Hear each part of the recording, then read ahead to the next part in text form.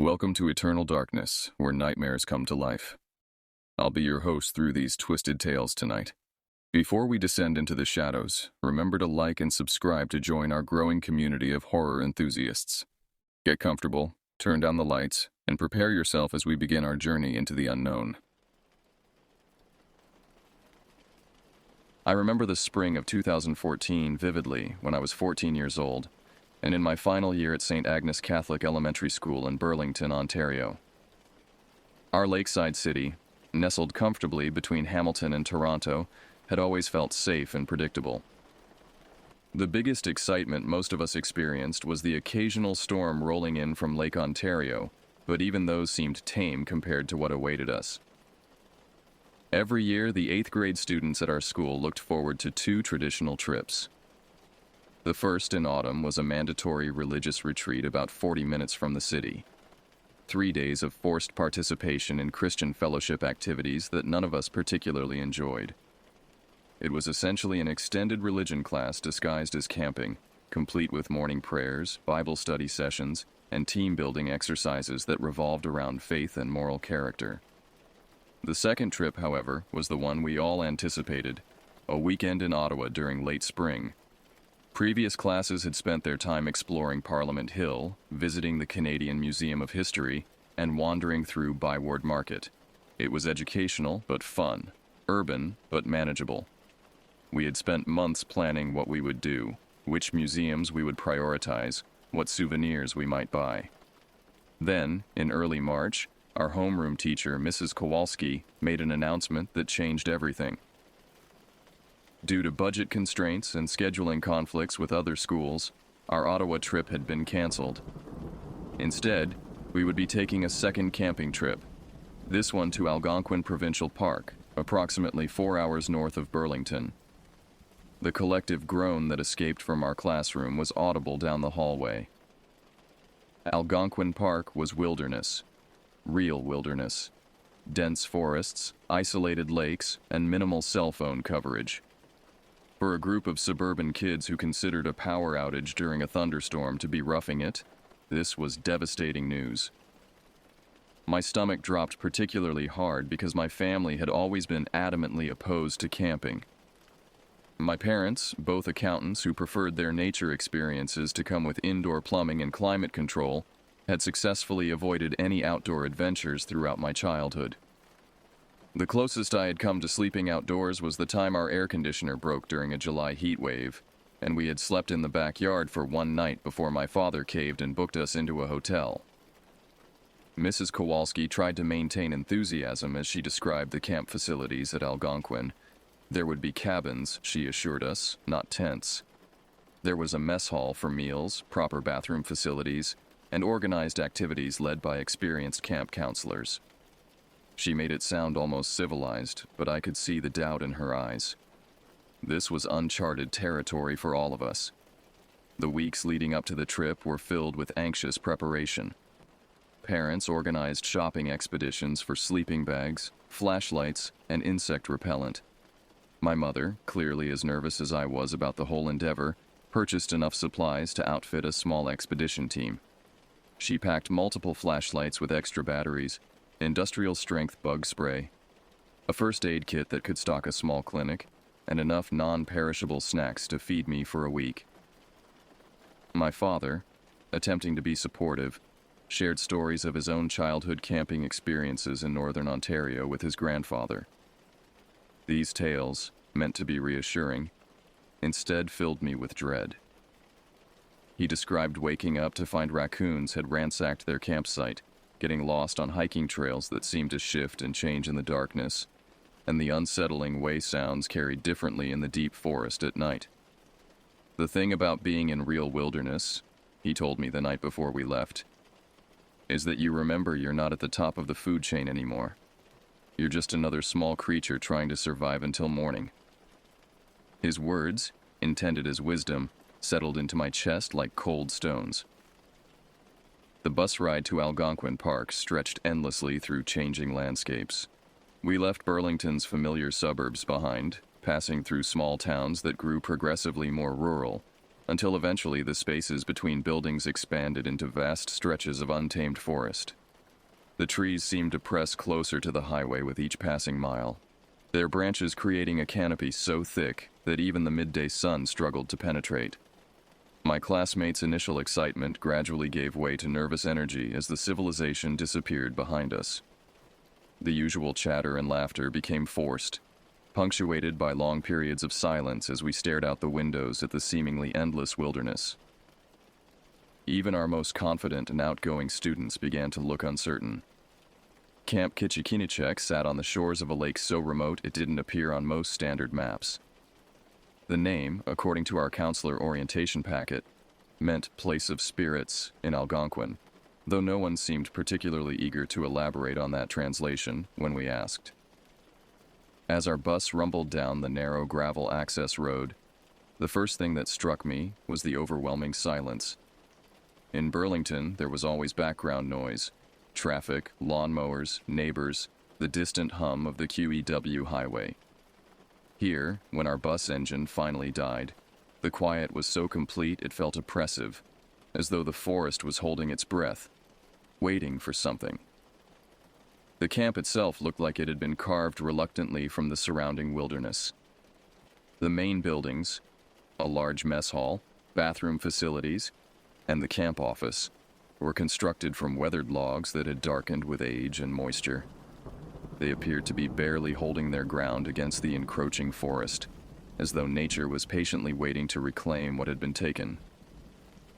The counselors who greeted us seemed friendly enough, but there was something in their manner that felt rehearsed, almost desperate. They smiled too widely and spoke too loudly, as though trying to convince themselves as much as us that this was going to be a wonderful experience. The head counselor, a tall man named Mr. Bramley with prematurely gray hair and weathered hands, gave us the standard orientation speech about rules, safety, and the importance of staying together. But it was the way his eyes kept darting toward the tree line while he spoke that made me uneasy. The cabin assignments were read aloud in front of the mess hall. As Mrs. Kowalski had promised, boys and girls were housed separately. The girls' cabins were built on stilts near the lake, elevated above the ground with proper stairs and railings. They looked almost quaint, like something from a summer camp brochure, complete with window boxes and cheerful yellow paint. Our cabin assignments were different. The boys' cabins were situated further from the lake, closer to where the forest began to thicken into true wilderness. When they called my name along with 4 other boys, David, Kevin, Brett, and Connor, I felt a sinking sensation as we were directed toward the cabin furthest from the main camp area. Cabin 7 sat at the end of a winding gravel path, almost hidden among the trees. Unlike the girls' elevated structures, ours was built directly on the ground, constructed from what appeared to be mismatched lumber and materials salvaged from other projects. The roof sagged slightly in the middle, and the walls looked like they had been assembled by someone whose primary concern was speed rather than craftsmanship. The windows were nothing more than openings covered with thin mesh screens that had several tiers and holes. The front door, painted a faded green that was peeling away in large flakes, hung slightly crooked on its hinges. When Connor tried to close it properly, it became clear that the door frame had warped over time, leaving a gap of nearly 2 inches along one side. "Well," David said, trying to maintain optimism as we surveyed our accommodations, "at least we won't have to worry about overheating." The interior was sparse but functional. 5 narrow beds with thin mattresses lined the walls, each with a small wooden shelf for personal belongings. A single bare bulb hung from the ceiling, controlled by a switch near the door that, when tested, produced only a weak, flickering light that seemed to emphasize the shadows rather than eliminate them. But it was the silence that bothered me most. Even with 5 teenage boys unpacking and talking, our voices seemed to be absorbed by the walls, creating a muffled, distant quality that made normal conversation feel strained. Outside, the forest pressed close enough to the windows that we could see individual leaves and branches, creating the sensation that we were being watched by countless unseen eyes. As evening approached and we made our way to the mess hall for dinner, I noticed details that the initial orientation had glossed over. Scratches on some of the cabin walls that looked too deliberate to be accidental. Posted signs that warned against wandering off alone, with consequences that seemed disproportionately severe for a school camping trip. And everywhere, the feeling that this place existed in uneasy cooperation with something much larger and less friendly than ourselves. The forest seemed to grow darker and more dense as the sun began to set, transforming from a pleasant backdrop into something that felt actively hostile. Trees that had appeared normal during daylight now loomed like sentries, their branches creating shapes and shadows that suggested movement where there should be none. Dinner in the mess hall that first evening was a subdued affair. The building itself was larger than it had appeared from outside, with long wooden tables arranged in rows and a serving area that reminded me of our school cafeteria, only more primitive. The walls were decorated with faded photographs of previous camp groups, their faces bright with forced smiles that seemed somehow desperate when viewed in the flickering fluorescent lighting. The meal was simple but adequate. Hamburgers, potato salad, and corn on the cob, though I noticed several of my classmates picking at their food without much appetite. The combination of nervous energy and the strange, almost medicinal taste of the lake water was making it difficult for anyone to eat normally. Mr. Bramley stood at the front of the hall as we finished eating, clapping his hands together to get our attention. The sound echoed strangely in the large space, seeming to hang in the air longer than it should have. "Now then," he began, his voice carrying that same forced enthusiasm I had noticed during our arrival. "We have a special evening activity planned for tonight. It's a camp tradition that we share with all our visiting groups." He paused, scanning our faces with an expression that I would later recognize as someone gauging an audience's readiness for something unpleasant. "You see, these woods have been home to many people over the years. Native tribes, fur traders, loggers, and even some folks who chose to make this wilderness their permanent home. One such person still lives here, deeper in the forest than most people ever venture." Several of my classmates exchanged glances. Mrs. Kowalski, sitting at the teacher's table, looked as though this was the first she was hearing of this particular tradition. "We call him the Hermit of Algonquin," Mr. Bramley continued, his voice dropping to what he probably thought was a dramatic whisper. "He's been living out there for decades, completely self-sufficient, surviving off the land. He's harmless, of course, but he doesn't particularly enjoy company. Still, we like to take our brave campers on a little expedition to see where he's made his home." The mess hall had become completely quiet. Even the counselors seemed to be listening with unusual intensity.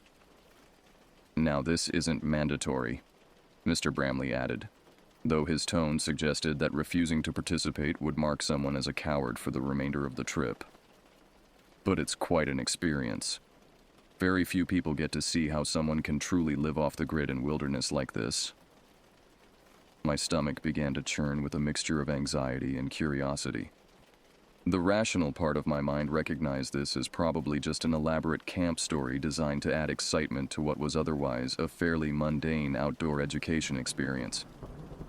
But something about Mr. Bramley's delivery, and the way the other counselors were watching us, suggested there was more truth to this story than I wanted to believe. "We'll be leaving in about 30 minutes, he announced. "Dress warmly, bring your flashlights, and remember, we stay together as a group. No wandering off, no matter what you might see or hear." The way he emphasized those last words made the hair on the back of my neck stand up. As we returned to our cabins to prepare for the night expedition, the conversations among my classmates had taken on a different quality. The usual bravado and jokes were replaced by genuine nervousness and speculation about what we might encounter. Some students seemed excited by the prospect of adventure, while others looked like they were seriously considering claiming illness to avoid the whole experience. David, who had been appointed as our unofficial cabin leader due to his size and generally calm demeanor, tried to maintain group morale as we gathered our flashlights and extra clothing. "It's probably just some old guy who lives in a cabin," he said, though his voice lacked conviction. They're just trying to make it sound scary to give us a good story to tell when we get home. Kevin, who had been unusually quiet since our arrival, spoke up from his bed near the window. My cousin went to a camp in Muskoka last summer. They had a similar story about someone living in the woods. Turned out it was just one of the counselors dressed up to scare the kids. This explanation seemed reasonable and helped settle some of our nerves. As we prepared to leave the cabin, Brett tested his flashlight for the third time, while Connor double-checked that he had extra batteries in his jacket pocket. But as we opened our poorly fitting door and stepped out into the evening air, the forest around us had transformed completely. What had been merely dense and uninviting during daylight had become something altogether more menacing. The trees seemed taller and more closely packed, their branches interweaving overhead to create a canopy so thick that stars were visible only in small patches. More disturbing was the quality of the darkness itself. It wasn't simply the absence of light, but seemed to have substance and weight, pressing against us from all directions. Our flashlight beams, which had seemed adequate when tested inside the cabin, now appeared weak and ineffective, creating small pools of visibility that only emphasized how much we couldn't see. The other groups were gathering near the mess hall, their own flashlights creating a constellation of moving lights that provided some comfort. But even with 30 students and several adults, we seemed like a very small presence in a very large and indifferent wilderness. Mr. Bramley appeared carrying a larger, more powerful flashlight that cast a broader beam than our smaller lights. He had changed into darker clothing and seemed more serious than he had during his dinner presentation. "Remember," he said as we began to move toward a trail that led directly into the forest. "Stay close together. These woods can be confusing at night, and it's very easy to become disoriented. We're going to follow a specific path, and we'll be back at camp within an hour." As we entered the forest proper, our flashlight beams began to reveal details that made the whole expedition feel increasingly surreal. Animal tracks in the mud that looked larger than anything I could identify. Scratches on tree trunks that were too high and too deep to have been made by anything I wanted to encounter. And everywhere, the sense that we were being observed by creatures that were perfectly comfortable in an environment where we were completely out of our element. The path itself was barely visible, marked more by the absence of trees than by any actual trail maintenance. We walked single file, with counselors positioned at the front, middle, and rear of our group. The only sounds were our footsteps on the forest floor and the occasional whispered conversation that was quickly hushed by the adults. After what felt like much longer than the promised short walk, Mr. Bramley raised his hand for us to stop. Ahead, barely visible in the combined glow of our flashlights, was a structure that looked like something from a survival documentary. What we found in that small clearing defied every expectation I had formed during our walk through the forest. This wasn't the rustic cabin I had imagined, nor was it the elaborate campsite that might house someone choosing to live off the grid as a lifestyle experiment. Instead, we discovered something that looked like the desperate creation of someone who had been pushed far beyond the boundaries of normal human society. The structure, if it could even be called that, appeared to be built primarily from a massive fallen tree, easily 6 feet in diameter, that had been hollowed out and modified into a crude shelter. One end had been carefully carved away to create an opening just large enough for a person to crawl through, while the other end had been sealed with what looked like a mixture of mud, leaves, and materials I couldn't identify in the flashlight beams. Smaller logs and branches had been arranged around the main trunk to create walls and partitions, forming additional spaces that extended the living area. Everything was held together with rope, wire, and what appeared to be strips of fabric or leather. The construction showed clear evidence of both ingenuity and desperation. It was the work of someone who understood how to survive in the wilderness, but had been forced to do so with whatever materials they could find or create. But it was the details surrounding the main shelter that made the whole scene truly unsettling.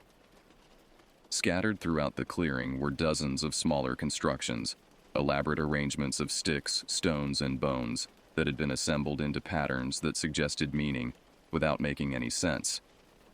Some looked like warning markers, Others resembled primitive art installations, and still others seemed to serve purposes that I couldn't begin to guess. Hanging from the trees around the perimeter were collections of objects that caught and reflected our flashlight beams in disturbing ways.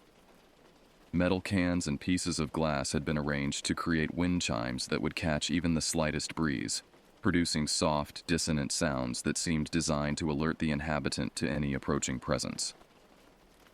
Strips of fabric and plastic had been woven between branches to create barriers that would be impossible to pass through silently. "This is where he lives," Mr. Bramley whispered, his voice carrying a mixture of awe and unease that was far different from his earlier theatrical delivery. "He's been out here for more than 20 years, completely self-sufficient." As our eyes adjusted and we examined the scene more carefully, the sophistication of the survival setup became more apparent. There were clear areas designated for different purposes: food preparation, tool storage, water collection. A complex system of tarps and carved channels directed rainwater into containers made from what looked like repurposed industrial materials. Everything showed signs of constant use and careful maintenance, but there were also details that suggested something beyond simple wilderness survival. Scratches and markings on many of the trees looked deliberately placed, forming patterns that might have been some kind of primitive communication system or territorial marking. Animal skulls and bones had been arranged in specific configurations that seemed too organized to be random, too purposeful to be mere decoration. "Does he know we're here?" asked one of the girls from the group ahead of us, her voice barely audible above the soft sounds of the wind chimes. "Oh, he knows," Mr. Bramley replied. And there was something in his tone that made several of us instinctively move closer together. He always knows when people are in his territory, but he doesn't usually show himself unless he wants to be seen. As if summoned by those words, there was a sound from somewhere in the darkness beyond our flashlight beams, a soft rustling that could have been wind moving through branches, but carried a rhythm that suggested deliberate movement. Several of us immediately swung our lights toward the sound, but the beams revealed only more trees and deeper shadows. "We should head back now," Mr. Bramley announced, his earlier enthusiasm replaced by what sounded like genuine nervousness. "We've seen what we came to see." The return journey felt completely different from our approach. Where the walk into the forest had been filled with anticipatory anxiety, the walk back was charged with the feeling that we were being followed. Every few minutes, someone would hear a sound: a branch breaking, leaves rustling, or what might have been footsteps, that would cause the entire group to pause and listen before continuing. My own senses seemed heightened to an almost painful degree. Every shadow suggested movement. Every sound carried the possibility of threat. The forest, which had merely felt unfamiliar during our approach, now felt actively hostile, as though our presence had disturbed something that was better left undisturbed. David, walking beside me, was the first to voice what several of us were thinking. "Did you see anyone back there?" he whispered. I kept thinking I saw someone moving around the edges of the clearing. I had experienced the same sensation, brief glimpses of movement that disappeared the moment I tried to focus on them. It was impossible to tell whether we had actually seen anything or whether our imaginations had been influenced by the strange environment and Mr. Bramley's storytelling.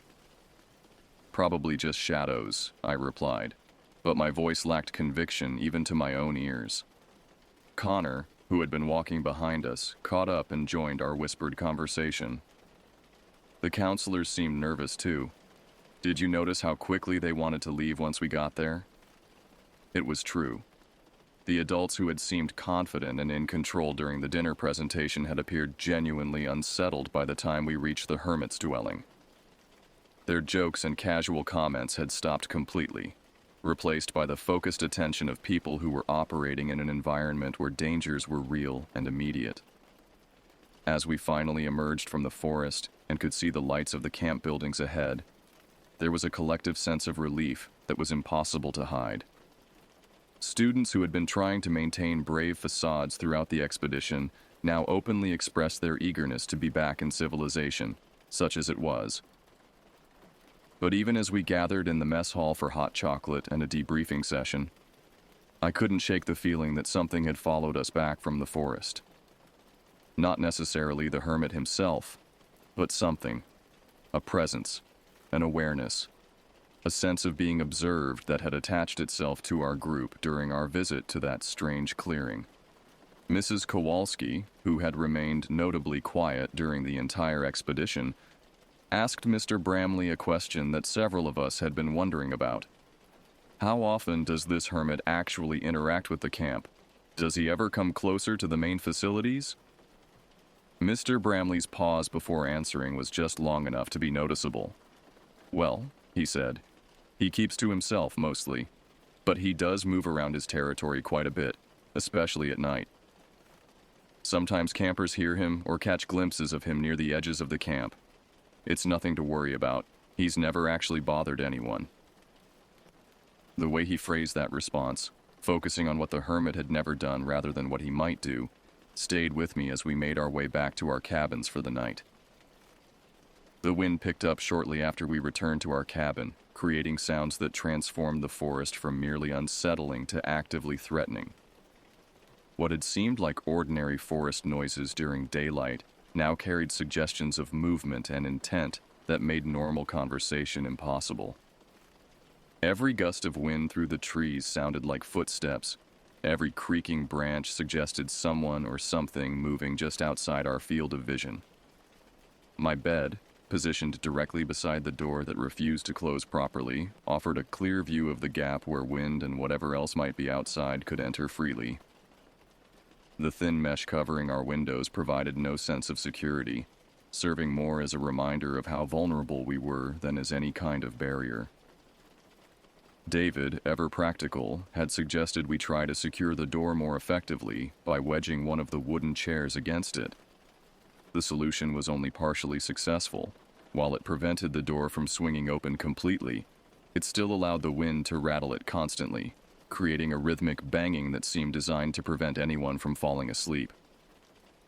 "This is ridiculous," Brett muttered from his bed across the cabin.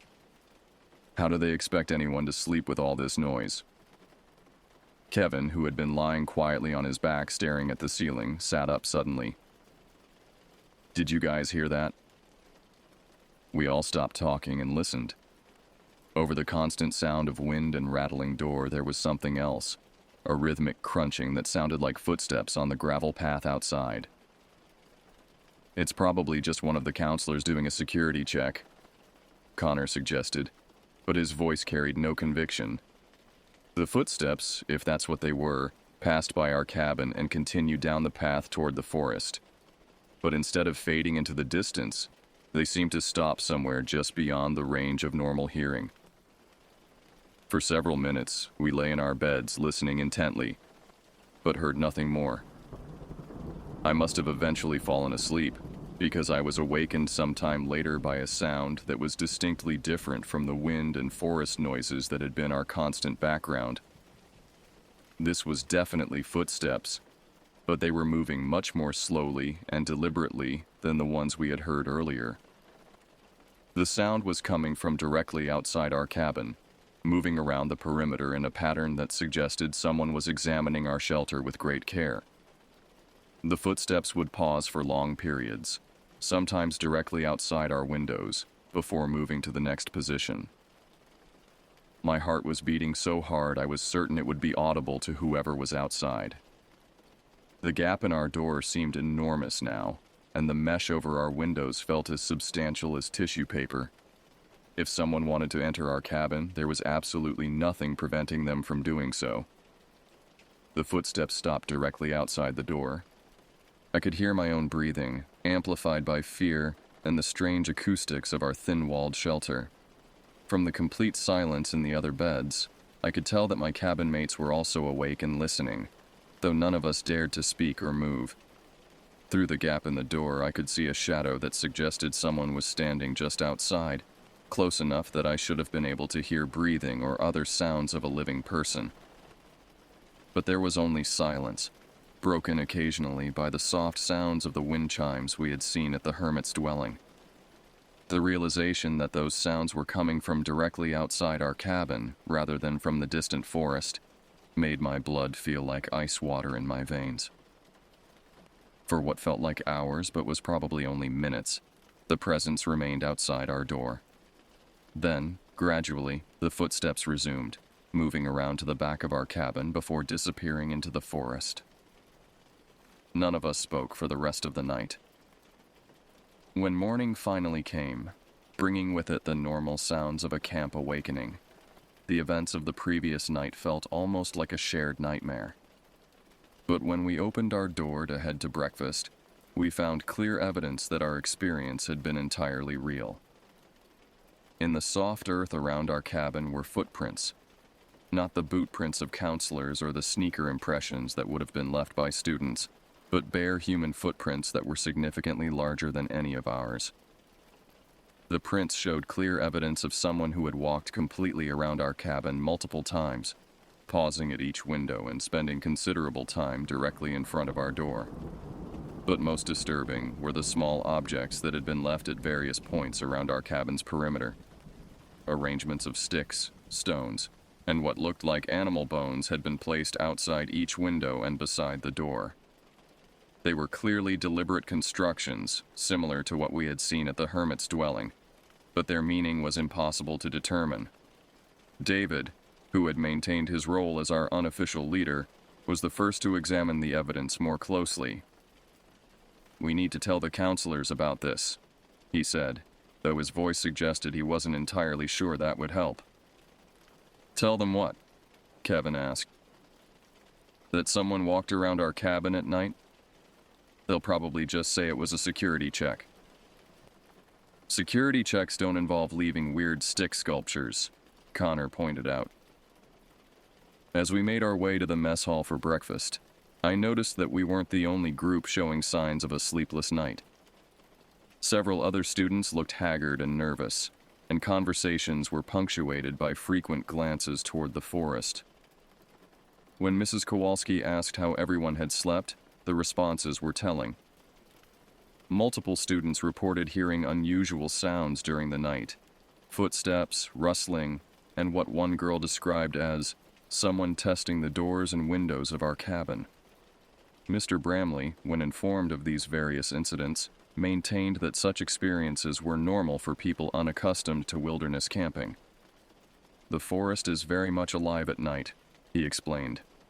"Lots of animals move around after dark, and sounds carry differently out here than they do in urban environments.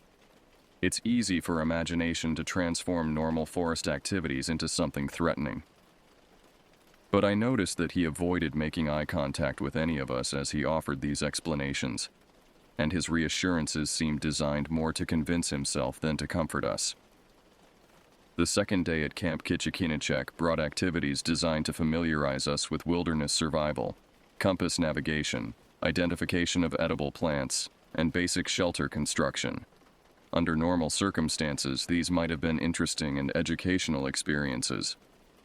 However, the events of the previous night had fundamentally changed the atmosphere of our group. Where we had initially approached the camping experience with typical teenage concerns about comfort and convenience, we now found ourselves genuinely worried about our safety. The forest, which had seemed like an inconvenient backdrop to our school trip, now felt like an active presence that was watching and evaluating us with purposes we couldn't understand. During the morning compass navigation exercise, our group was assigned to a section of forest about a quarter mile from the main camp. The activity itself was straightforward: follow a series of compass bearings to locate markers that had been placed along a predetermined route. What made the experience unsettling was the constant sense that we were being observed by someone other than our supervising counselor. Movement and peripheral vision became a constant distraction. Each time one of us would turn to investigate what appeared to be a figure moving through the trees, we would find only ordinary forest, trunks, branches, and shadows that could have concealed anything. But the feeling of being watched never diminished, and by the time we completed the exercise, all 5 members of our group were constantly looking over our shoulders. "There's definitely someone following us," Brett whispered during one of our compass readings. "I keep seeing the same figure moving parallel to our route." David, still trying to maintain rational explanations for our experiences, suggested that it might be another counselor conducting their own activities in the same area. But when we mentioned this possibility to our supervisor, she seemed genuinely surprised and confirmed that no other groups were scheduled to be working in that section of forest. The afternoon plant identification session took place in a meadow closer to the main camp, which should have felt safer and more comfortable. However, the open space created its own form of anxiety. While we could see much more of our surroundings, we could also be seen much more easily by anyone watching from the forest perimeter. Throughout the session, as we learned to distinguish between edible and poisonous berries, several students reported seeing figures moving among the trees at the edge of the meadow.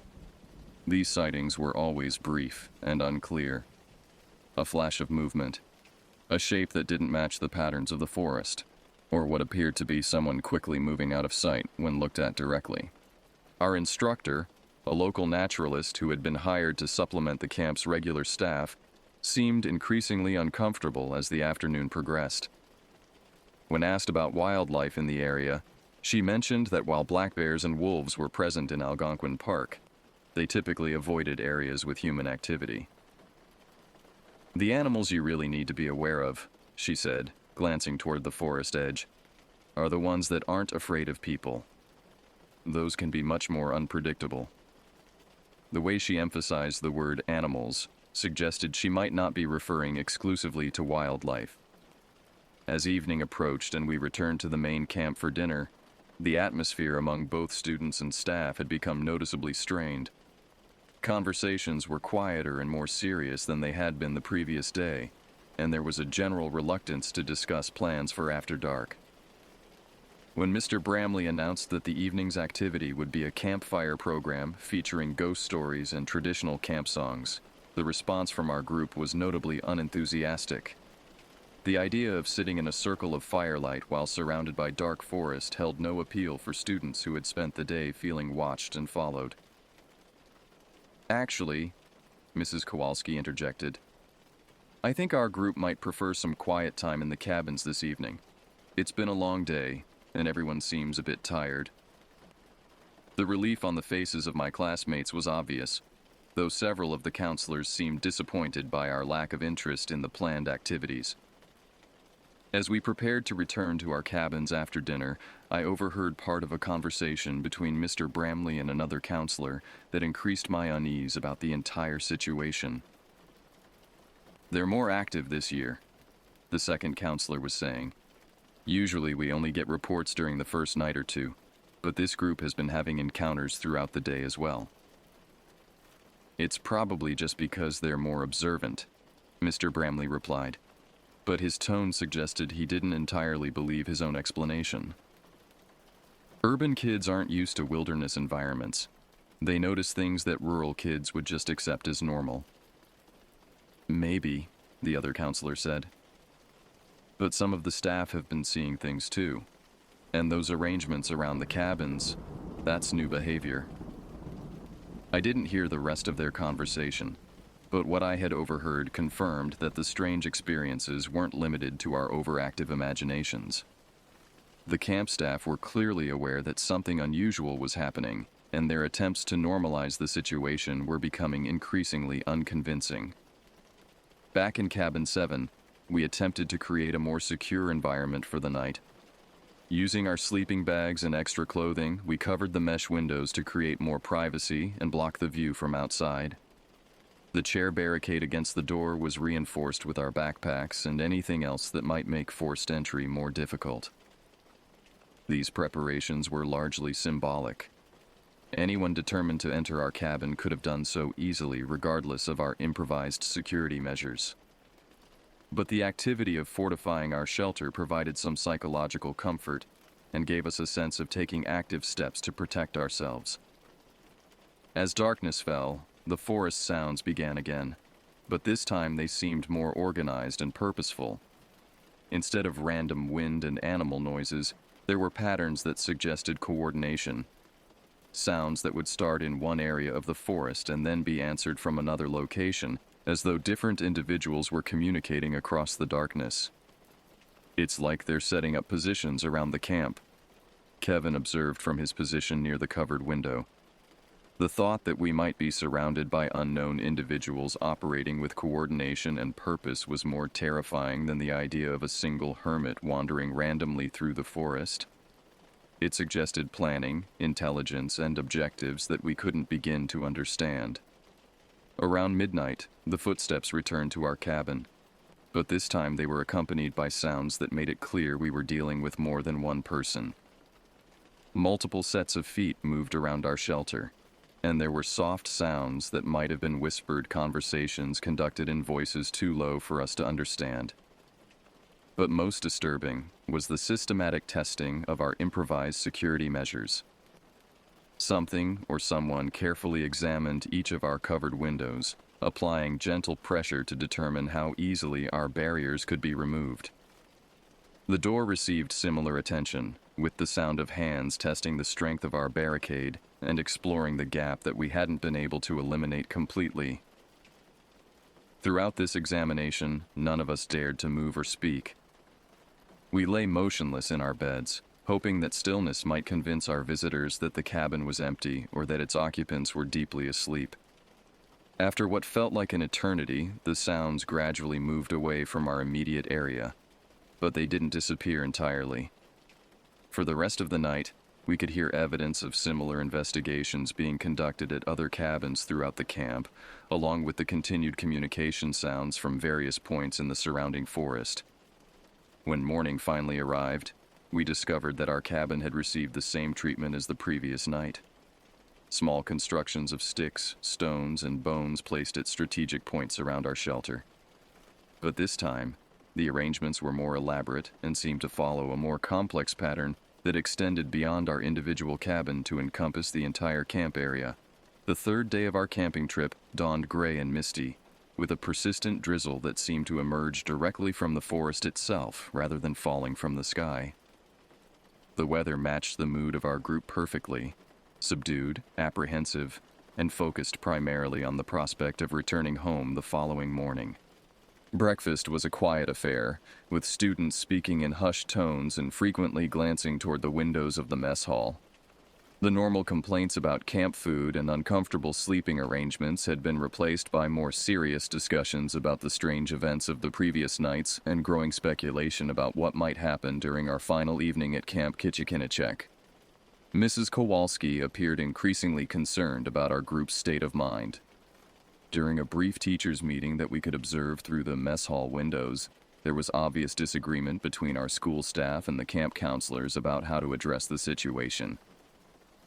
Hand gestures and facial expressions suggested that Mrs. Kowalski was arguing for cutting our trip short, while Mr. Bramley seemed to be insisting that everything was normal and under control.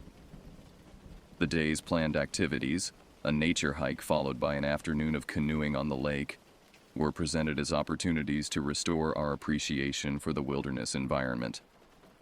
However, the underlying purpose seemed to be keeping our group occupied and away from the camp during daylight hours, when the mysterious watchers were presumably less active. The nature hike took us along a trail that paralleled the lakeshore, keeping us in open areas where visibility was good and the forest couldn't press too close. Even so, the sense of being observed remained constant. Our guide, a different naturalist than the previous day, seemed nervous and kept the group moving at a faster pace than was typical for educational hikes. "Are there other people living in this forest besides the hermit you told us about?" one of the girls asked during a rest stop. The guide's hesitation before answering was telling. "Well, Algonquin is a large park," she said carefully.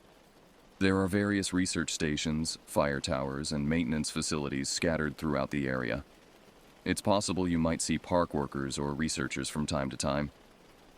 But her explanation didn't account for the organized nature of what we had been experiencing or the deliberate arrangements being left around our cabins. Park workers conducting legitimate activities wouldn't need to operate exclusively under cover of darkness. and they certainly wouldn't be leaving cryptic messages constructed from forest debris. The afternoon canoeing session provided our first real relief from the constant tension. Out on the open water, with clear sight lines in all directions and the forest reduced to a distant perimeter, we could finally relax enough to enjoy ourselves. The physical activity and change of environment helped restore some sense of normalcy to what had become an increasingly surreal experience. But even during this respite, there were reminders that we remained under observation. Several times during our paddle around the lake, students reported seeing figures moving along the distant shoreline, always too far away to identify clearly, but obviously human and apparently tracking our movement across the water. "They're making sure we don't try to leave by water," David observed quietly as we paddled back toward the camp's dock.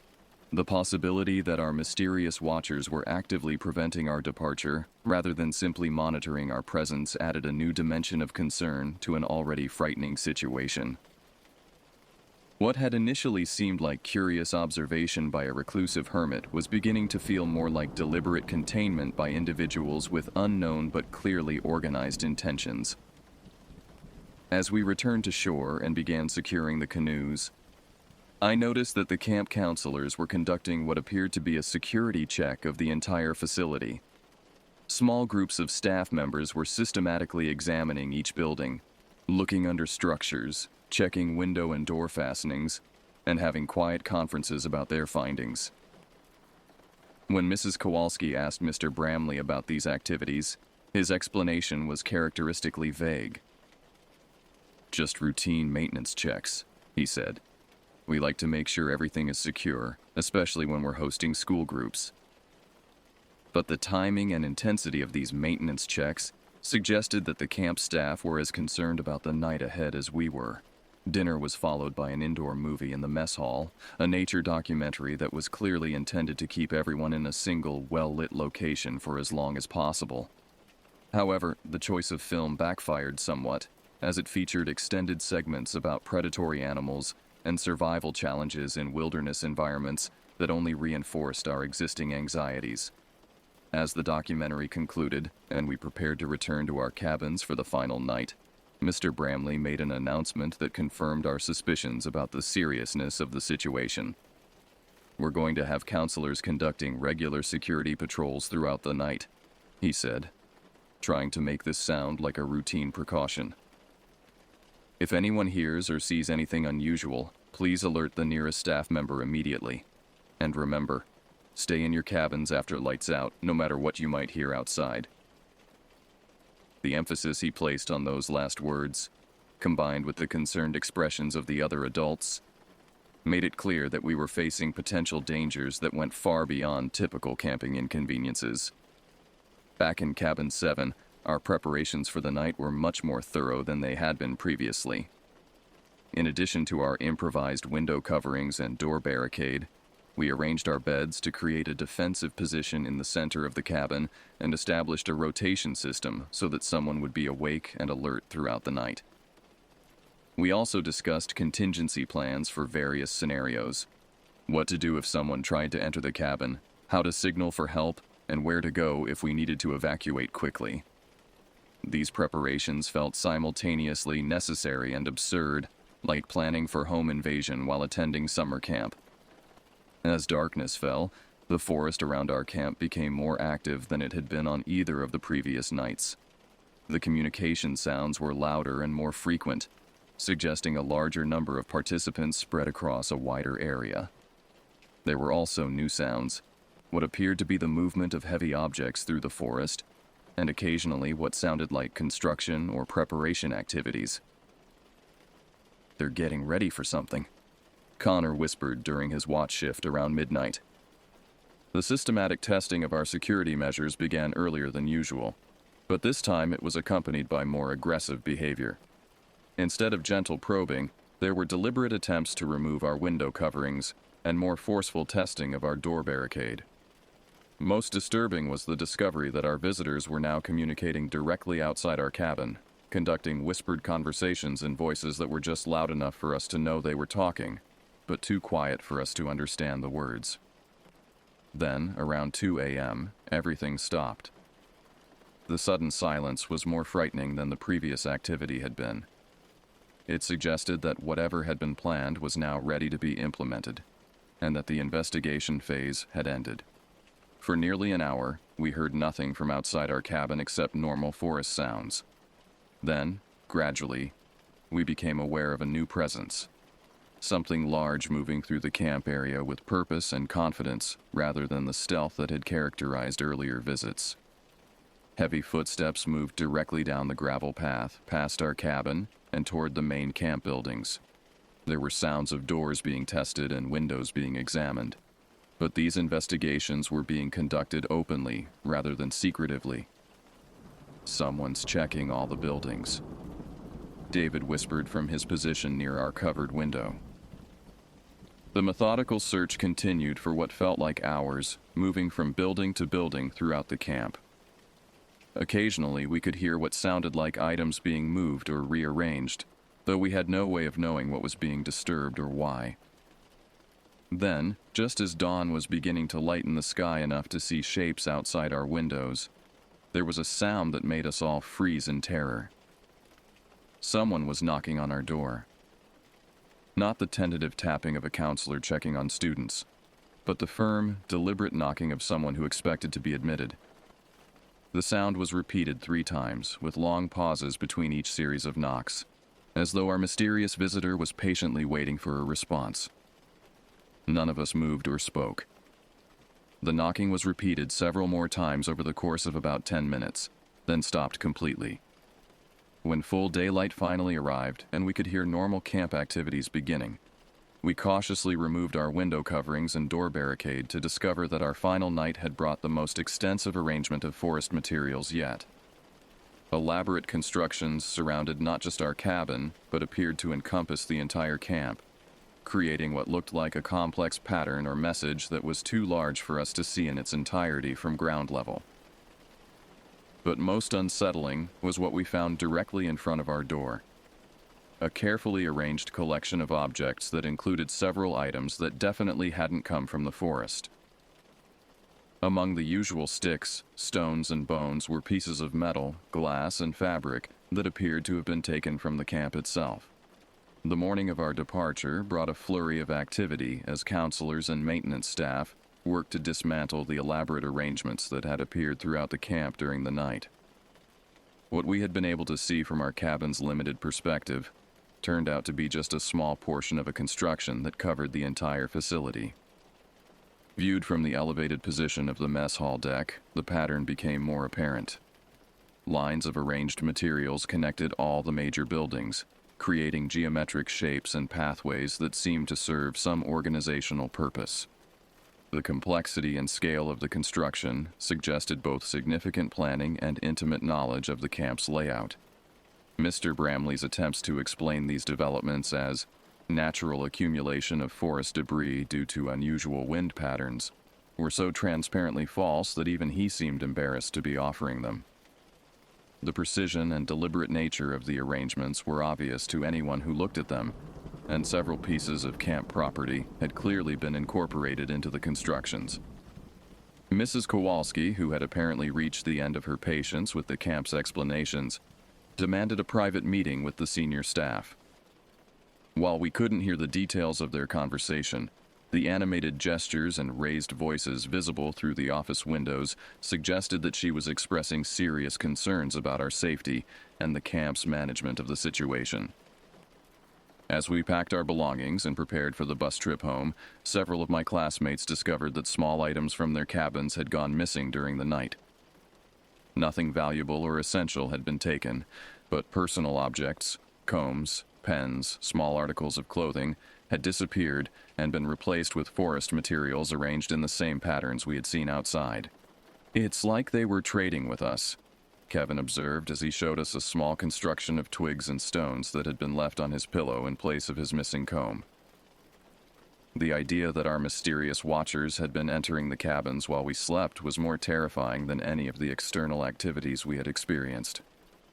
The realization that we had been completely vulnerable throughout our stay, and that only the unknown intentions of our observers had prevented more serious encounters, left all of us eager to leave as quickly as possible. The bus ride back to Burlington was subdued, with most students sleeping or staring quietly out the windows at the passing landscape. The normal excitement and storytelling that followed school trips was completely absent, replaced by a shared understanding that we had experienced something that defied easy explanation or casual discussion.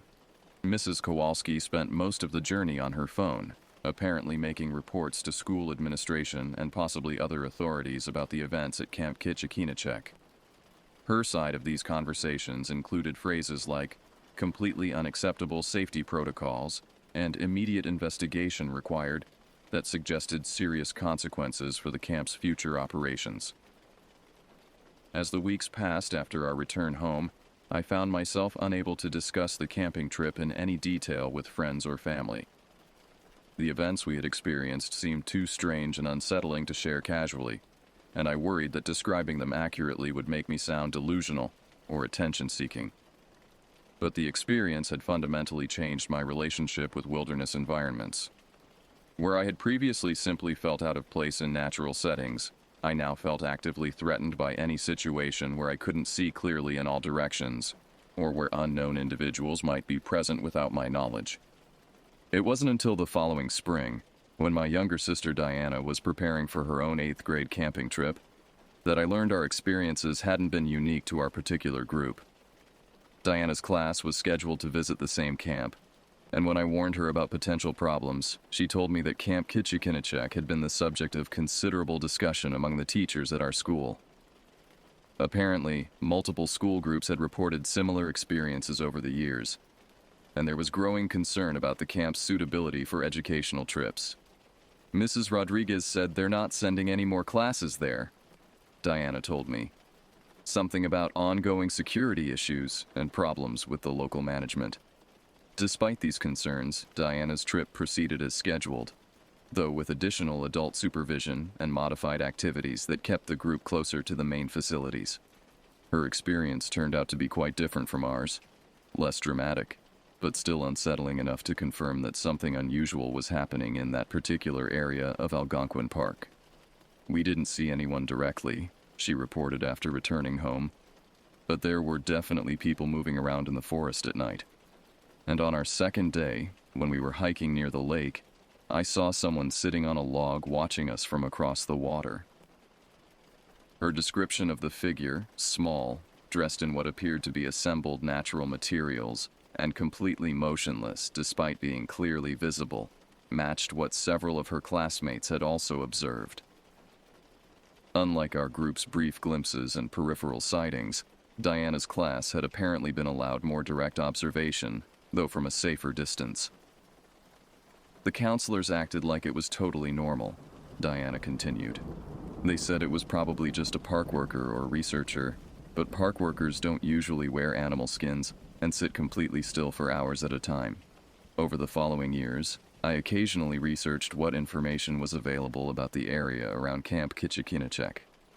News reports and Park Service documents mentioned ongoing issues with unauthorized camping and problems with individuals living illegally in protected wilderness areas, but provided no details about the nature or extent of these issues. What I did find were scattered references to similar situations in other remote wilderness areas. Cases where legitimate outdoor education programs had been disrupted by encounters with people who appeared to be living completely outside normal society. These individuals were consistently described as reclusive, highly adapted to wilderness survival, and generally avoiding direct contact with outsiders while still monitoring their activities closely.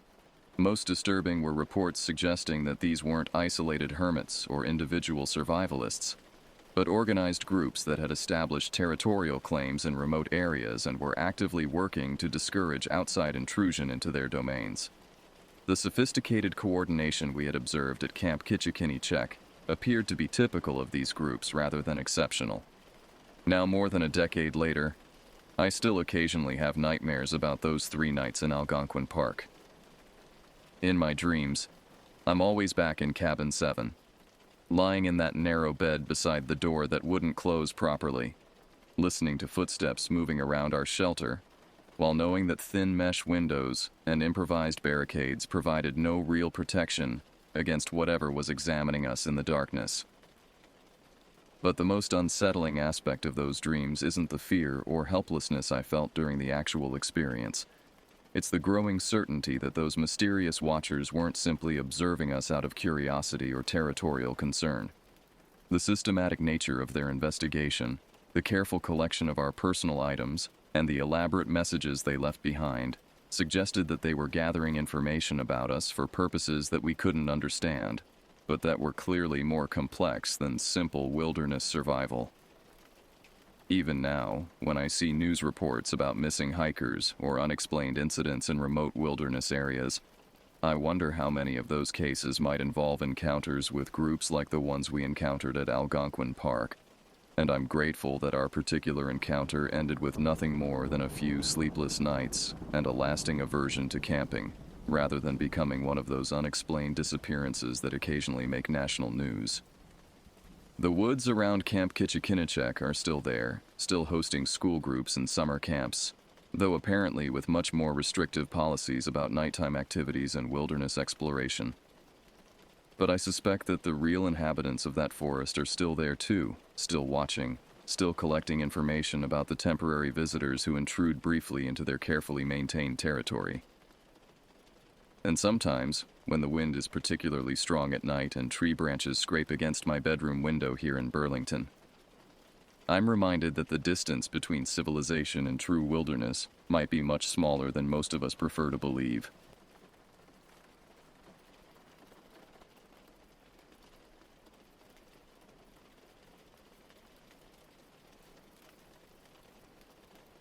I've been in this farmhouse my whole life, so nights out here usually feel familiar, almost comforting. You learn to tune out the usual creaks in the old wood, the distant lowing of cattle, and the soft chirping that drifts in through the windows. But that evening, something put me on edge. It was late September, and I had just turned 22. My parents had left for the weekend to visit my aunt in Springfield, leaving me alone to manage the property. I'd done it dozens of times before, but something felt different this time. The air had an unusual heaviness to it, like the atmosphere before a severe storm, though the weather forecast predicted clear skies. I was going through my usual end-of-day routine. The kitchen was clean, animals fed, and equipment secured in the barn. With the fading daylight casting long shadows across the yard, I moved through the house methodically, checking windows and doors. Being alone made me feel jumpier than usual, though I'd never admit that to anyone. When I clicked off the living room lamp, the space plunged into darkness far more profound than I remembered. The silence pressed in from all sides, thick and oppressive. I navigated by memory to the front windows for my final pass, just to be sure everything was locked up tight. I nearly convinced myself I was being paranoid when a faint glow caught my eye outside. At first, I thought I was imagining it. 2 spots of light hovering near the tree line, too high off the ground to be a stray cat or fox. They remained perfectly still, unblinking. I took off my glasses, rubbed my eyes vigorously, and looked again. The lights had vanished. My brain scrambled for rational explanations. Maybe fireflies caught in a gust of wind or moonlight reflecting off broken glass near the old tractor shed. Perhaps headlights from a car on the distant county road. Yet none of these explanations felt satisfying. I made certain to lock every door and window before heading upstairs, my heart thudding harder than I cared to admit. The wooden steps groaned under my weight, each sound amplified in the quiet house. In my bedroom, I left the small lamp on and lay fully clothed on top of the covers, straining to hear any unusual sounds from outside. The wind picked up around midnight, rattling the shutters and sending tree branches scraping against the siding.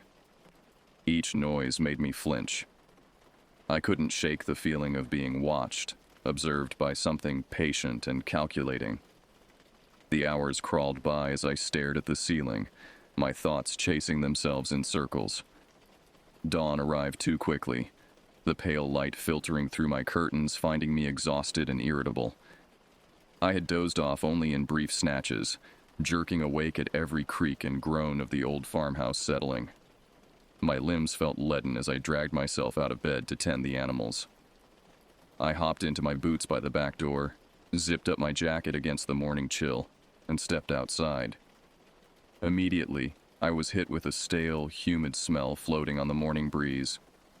It reminded me of the time our septic system had backed up years ago, organic and foul. The smell felt wrong somehow, out of place in the crisp autumn air, but I shoved that thought aside and focused on my chores. My first stop was the barn.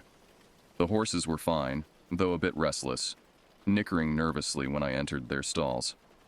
I checked their water and feed, then moved on to the chicken coop.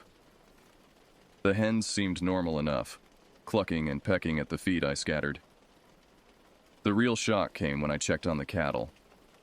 We kept a small herd of Herefords, nothing fancy, just enough to make the farm profitable. I counted them twice, then a third time, but the numbers didn't add up.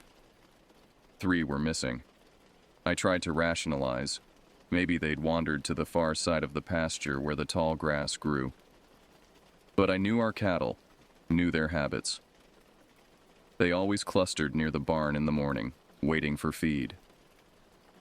That's when I noticed the fence.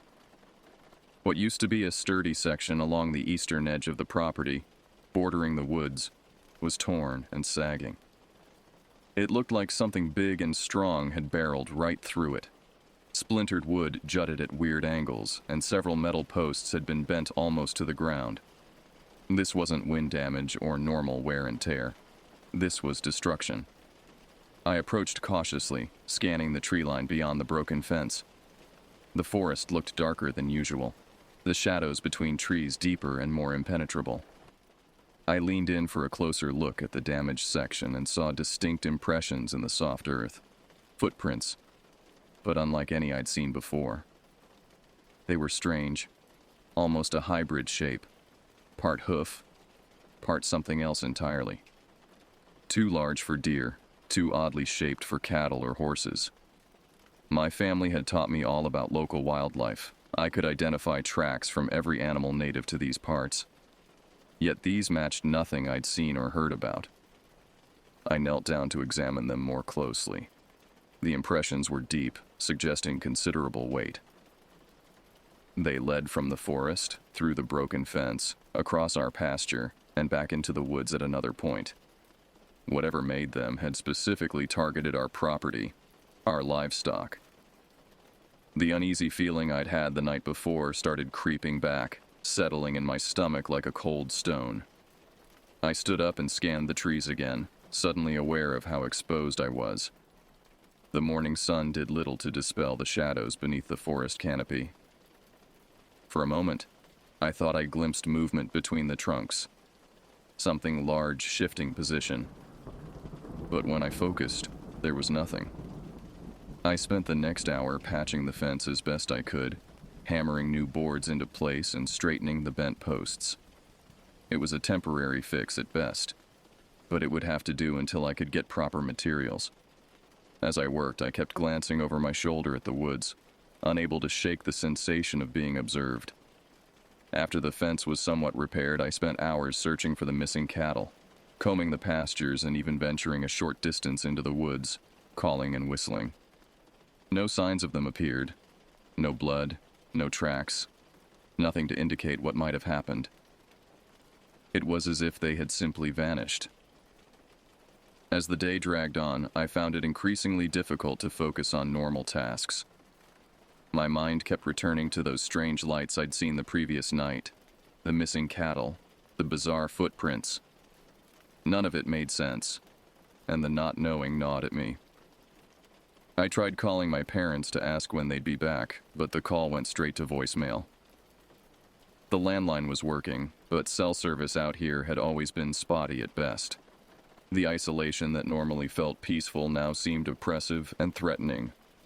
My phone lit up with a text from my girlfriend, Audrey. We'd been dating for 6 months, but lately things had been strained. She lived in town, working at the local library, and didn't understand my attachment to the farm.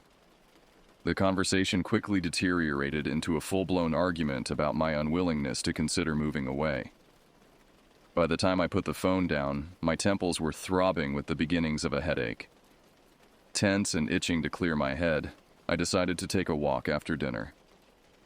The rational part of my brain warned against venturing out as dusk approached, but I ignored it. I'd hiked these woods 1,000 times since childhood. They were as familiar to me as the farmhouse itself. I grabbed my phone and headphones, pulled on a heavier jacket, and headed toward the forest on the western edge of our property, away from the broken fence and strange tracks.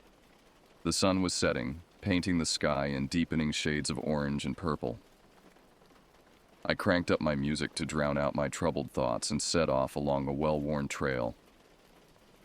The forest welcomed me with its usual scents of pine and decaying leaves. Birds called their evening songs, and occasionally small creatures rustled in the underbrush. Everything seemed normal, which helped ease my tension.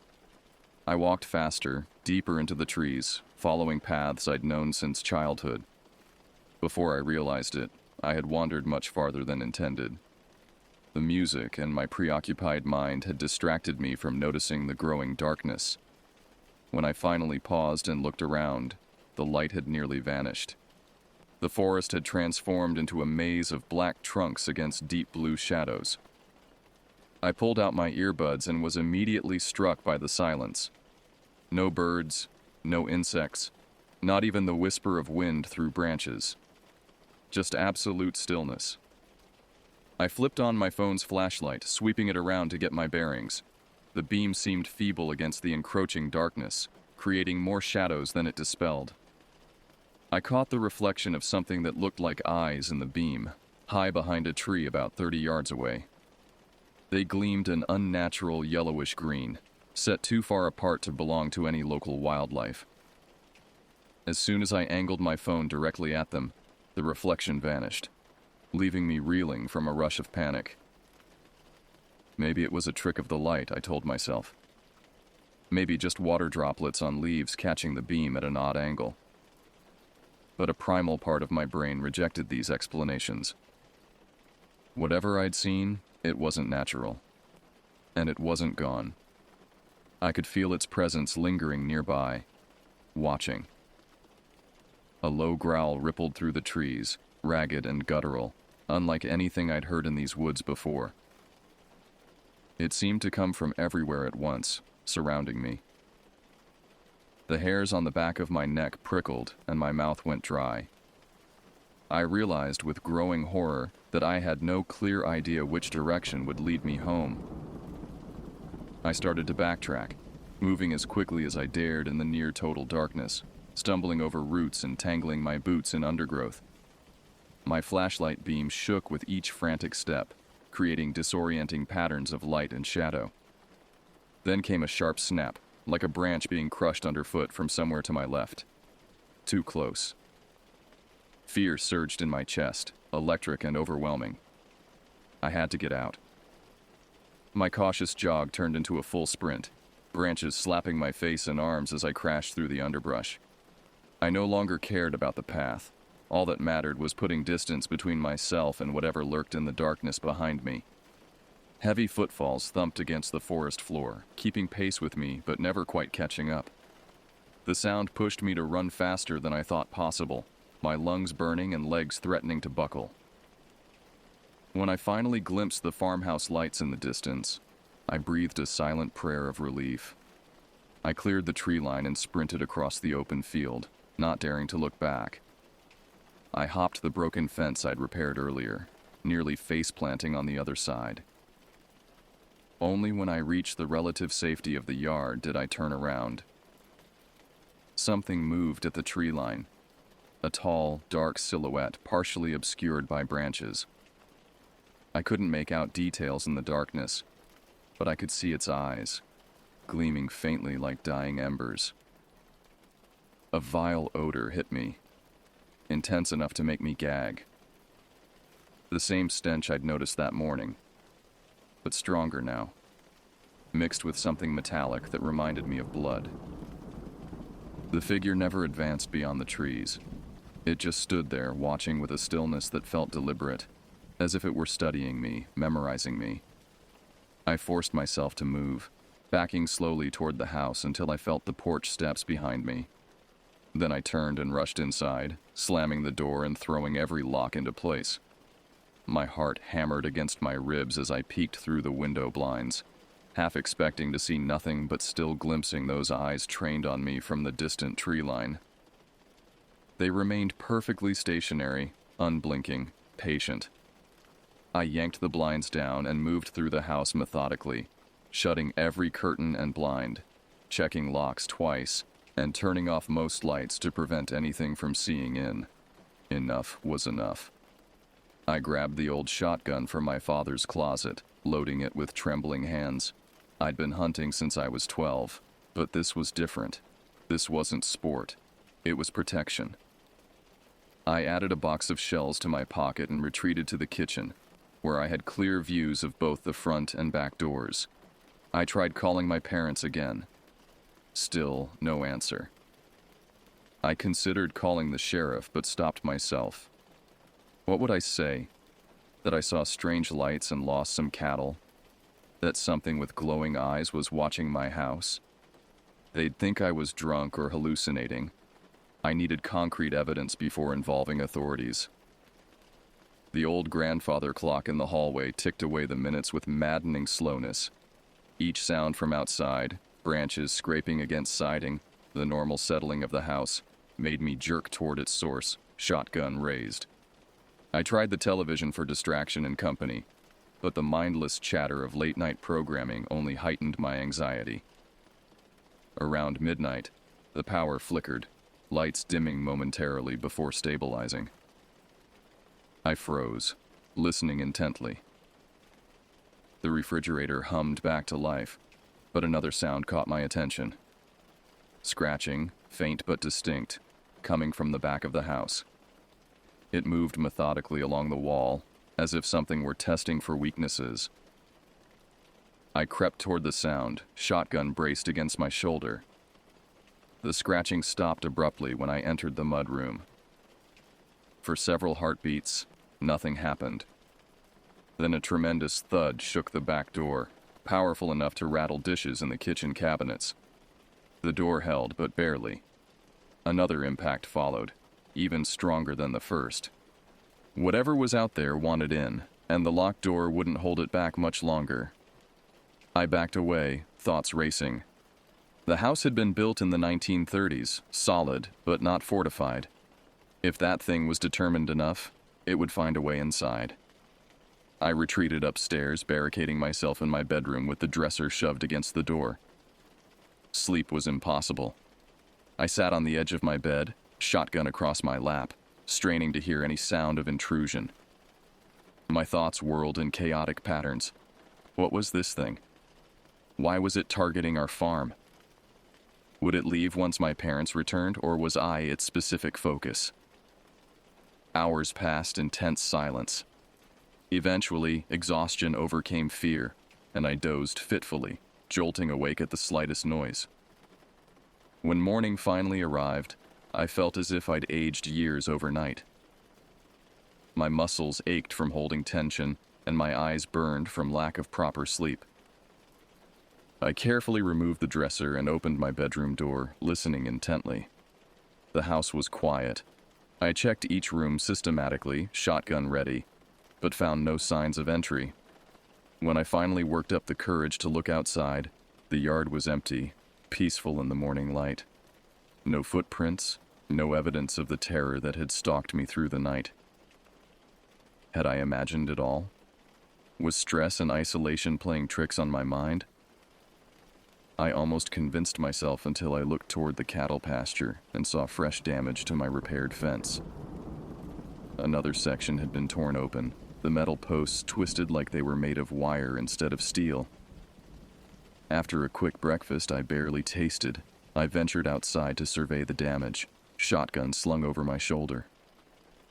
The morning was bright and clear, a stark contrast to the horror of the previous night.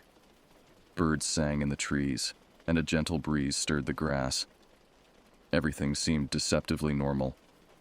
The fence damage was worse than I'd initially thought. The section I'd repaired was completely destroyed, and a new breach had appeared about 50 yards down.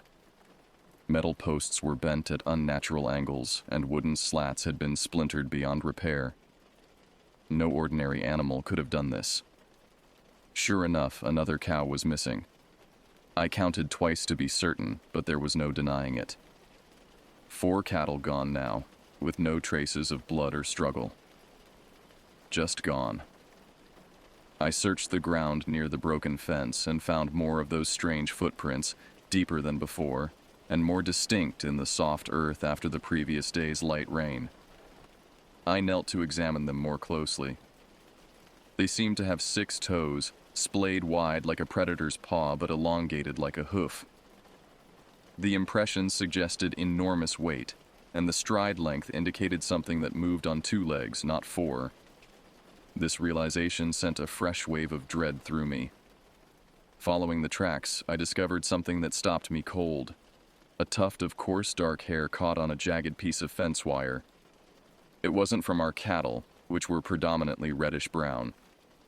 This was almost black, with an oily sheen in the sunlight. I carefully removed it from the wire, studying it closely.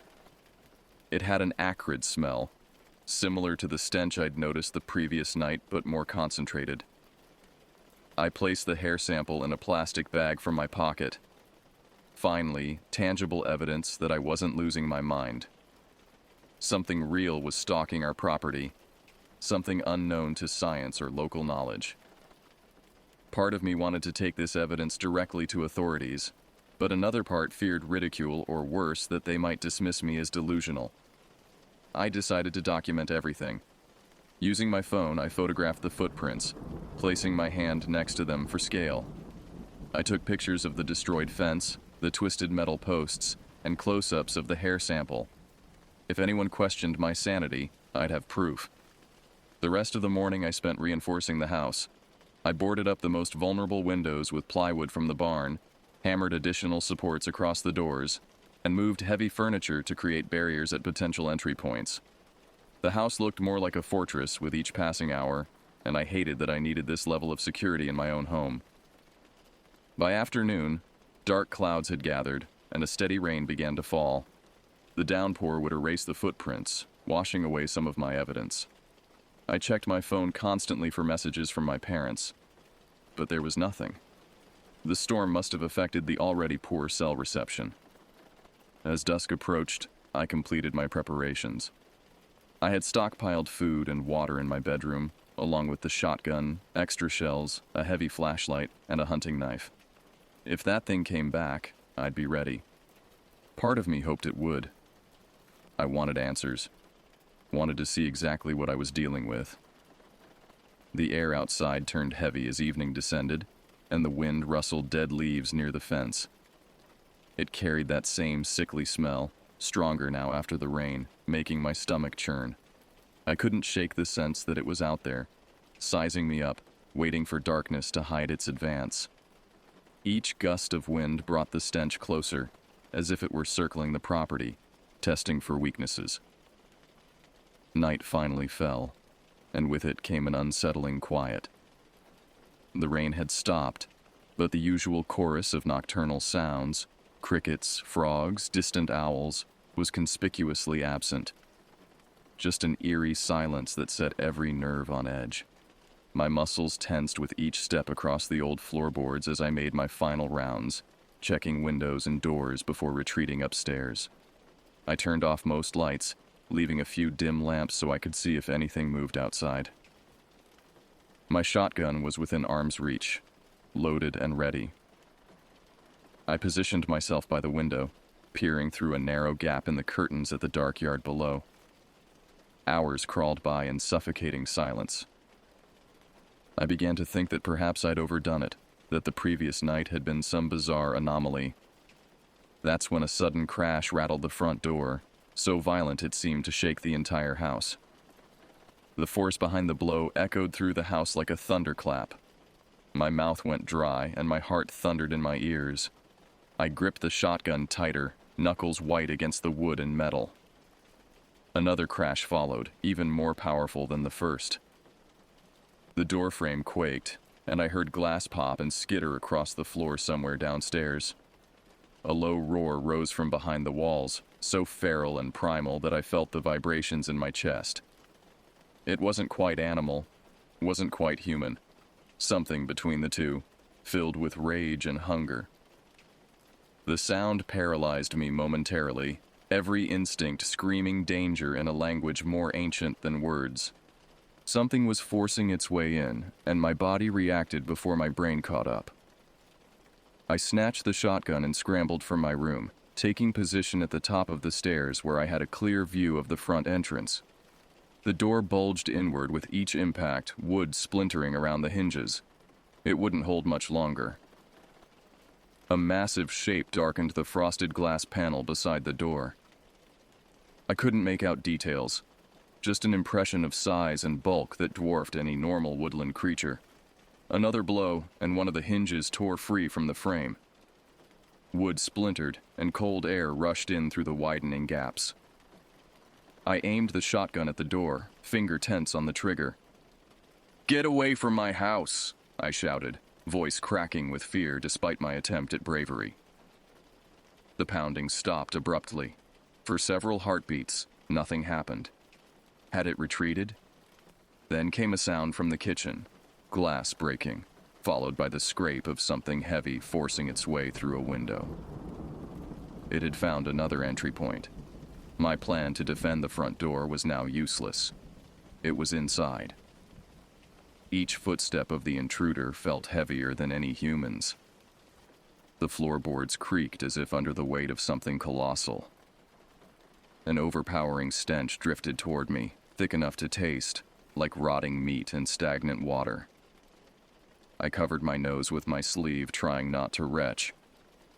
I backed up the hallway toward my bedroom, moving as quietly as possible.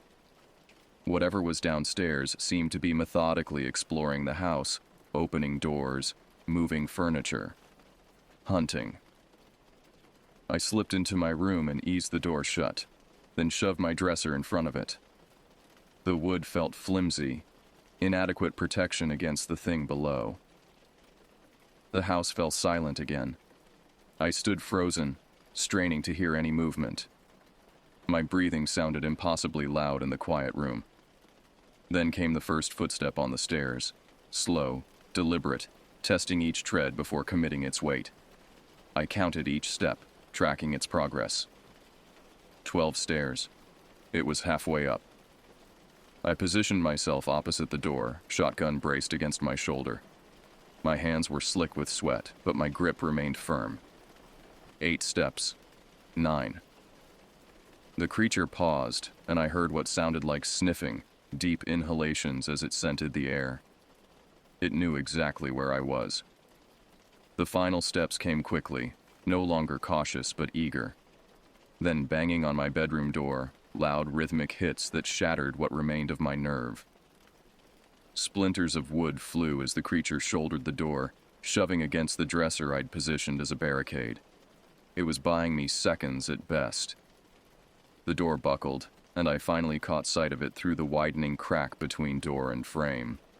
What I saw defied explanation. Matted fur covering a massive frame, something like a deer's skull topped with twisted antlers, but with patches of rotting skin clinging to it. The stench intensified, making my eyes water. My hands shook as I aimed the shotgun. The door burst open with a final crack, sending the dresser skidding across the floor and showering the room with shards of wood. The creature filled the doorway completely, hunched to fit beneath the frame. It was at least 7 feet tall, with long, powerful limbs ending in clawed hands. The skull-like head swiveled toward me, empty eyes set in decaying sockets, an open maw with a jaw that seemed off-kilter. I fired. The muzzle flash lit up the creature's hideous features in stark relief. The shot caught it in the shoulder, tearing away chunks of matted fur and exposing something dark and glistening beneath. It let out a horrible screech that made me recoil, then lunged forward with surprising speed. I fired again, the recoil slamming back into my shoulder, but I refused to let go. The second shot struck its chest, staggering it momentarily. Dark fluid leaked from the wounds, spattering the floor with a substance that smelled like death itself. The creature howled, flailing those long limbs in fury, claws gouging deep furrows in the walls and ceiling. I kept my finger on the trigger, racking another shell, firing and doing it again until the shotgun was empty. Each shot was deafening in the confined space, and the house trembled with every roar from that abomination. My ears rang, and acrid smoke filled the room, but I didn't stop until I heard the hollow click of an empty chamber. The creature stood swaying in the doorway, riddled with wounds that leaked black fluid. Its breath came in ragged gasps, head lowered as if gathering strength. I reached for the hunting knife at my belt, prepared for a final desperate stand, when it suddenly staggered backward. It wheeled around in confusion, movements becoming erratic and uncoordinated. It tore down part of the hallway wall as it retreated, smashing through the banister and nearly falling down the stairs in its haste to escape. I grabbed my pistol from the nightstand drawer and sprinted after it, driven by a surge of adrenaline that overrode my fear. The thing crashed down the stairs, leaving smears of black fluid on the walls and floor. My heart hammered, but the momentum of the chase pushed me forward. The front door, the very one it had battered earlier, now stood ripped off its hinges. Outside, the shape lumbered across the yard, moving with the desperate energy of a mortally wounded animal. Its outline was monstrous against the night sky, partially illuminated by the flickering porch light. With a trembling grip, I raised the pistol and squeezed off 3 rounds in rapid succession. At least one found its mark. The creature stumbled, nearly falling, before regaining its balance. The bullets seemed to do little more than anger it further. It whipped its head back toward me, unleashing a final roar that reverberated off the barn and sent nearby birds exploding from trees in panic. Then it bounded toward the forest with surprising speed, covering ground in enormous strides despite its injuries. I wanted to chase it, to finish what I'd started, but the rational side of me knew that would be suicide.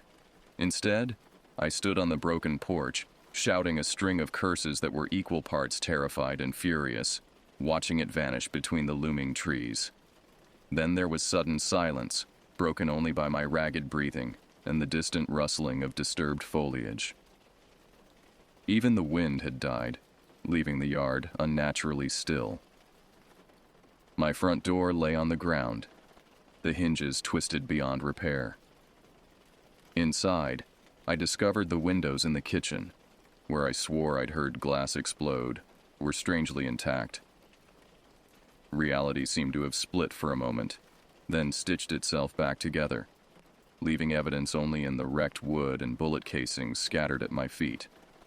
I leaned against the splintered doorframe, shotgun and pistol hanging limply in my hands, trying to piece together what had just happened. The creature had been wounded, perhaps fatally, but it had escaped. Would it return? Was it even real, or had I experienced some massive break with reality? The physical damage to my home suggested the former, but my mind struggled to accept what I'd seen. I stayed that way for what felt like hours until I realized I had to come up with a believable story for my parents. There was no way to explain giant claw marks or bullet holes that made any sense. They'd either think I'd gone insane or call the police, neither of which would help my situation. I finally decided to say I'd lost my temper during a personal crisis, blowing holes in the door myself. A story that wouldn't earn me any points, but at least it wouldn't brand me a lunatic. I began cleaning up what I could, gathering splintered wood and wiping away the black fluid that had dripped from the creature's wounds. Strangely, by morning, the stains had vanished completely, as if they'd evaporated or been absorbed into the floorboards. The only real reminders of the battle were my ruined door, the gouges in the walls, and the crippling weight of fear still sitting heavily in my chest. The phone rang shortly after sunrise. My parents, checking in as they always did, went away. I lied as smoothly as I could about the door, concocting a story about an argument with Audrey that had escalated. They were furious, of course, threatening to ground me for the rest of my life despite my adult age. but their anger was a relief compared to trying to explain the truth.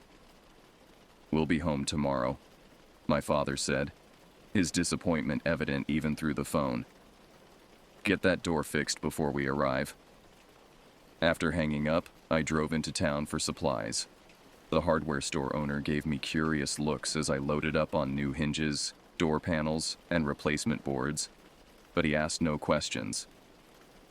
The normalcy of the transaction felt surreal after what I'd experienced.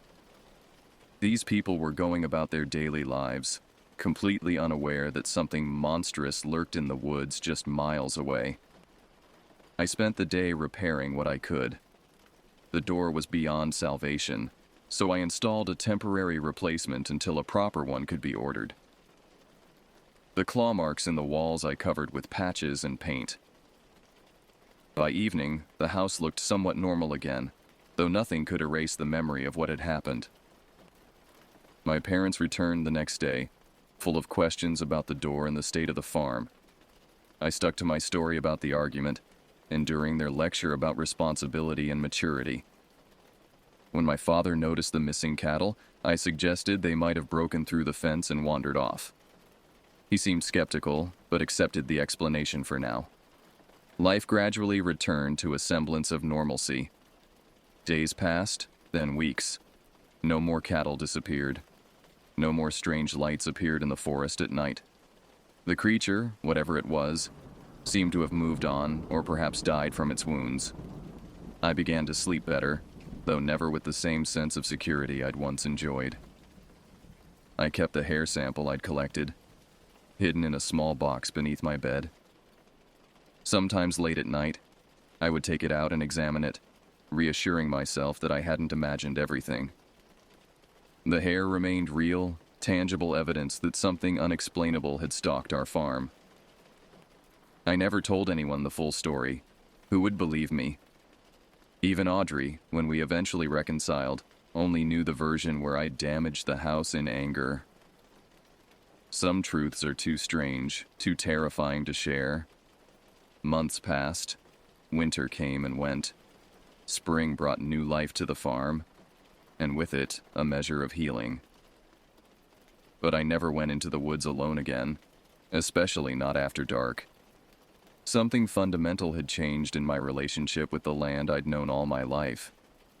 The comfort of familiarity had been replaced by wary respect for what might lurk beyond my understanding. Occasionally, when the wind blew from the east, I would catch a faint whiff of that distinctive odor, organic decay mixed with something alien. It never lasted long, just enough to raise the hairs on my neck and send me hurrying inside. Time marched on, and I eventually left for college in the city, grateful for the distance and the crowds that made me feel anonymous and safe. But every so often, I'd call home, casually asking if the cattle were all accounted for, if the fences were intact, if they'd heard any strange noises in the night. My parents would brush off my concerns as unnecessary worry, but they didn't know what I knew. Part of me remains convinced that whatever I fought off that night is still out there somewhere, licking its wounds, waiting. Not just in those specific woods, but in all the dark spaces we pretend to understand. The thought of returning to that farm alone still manages to send a sharp bolt of dread through my gut every time I consider it. Some nights, I wake sweating from dreams where I'm back in that hallway, shotgun in hand, facing something my mind wasn't designed to comprehend. In those moments, staring into the darkness of my apartment bedroom, I wonder if it ever really left, or if it simply learned to hide better, to wait for the right moment. And I wonder how many others have encountered something similar, but like me, keep their stories locked away, too afraid of ridicule or disbelief to speak their truth. What haunts me most isn't the creature itself, but the knowledge that our understanding of reality is far more fragile than we care to admit. That beyond the comfortable boundaries of what we call normal, there exist things for which we have no name, no context, no defense, except blind luck and desperate courage. And sometimes, in the moments between wakefulness and sleep, I swear I can hear that low, guttural growl, so faint it might be imagination, calling me back to the farm, back to the woods, back to finish what began on that autumn night when the darkness reached out and touched my life forever.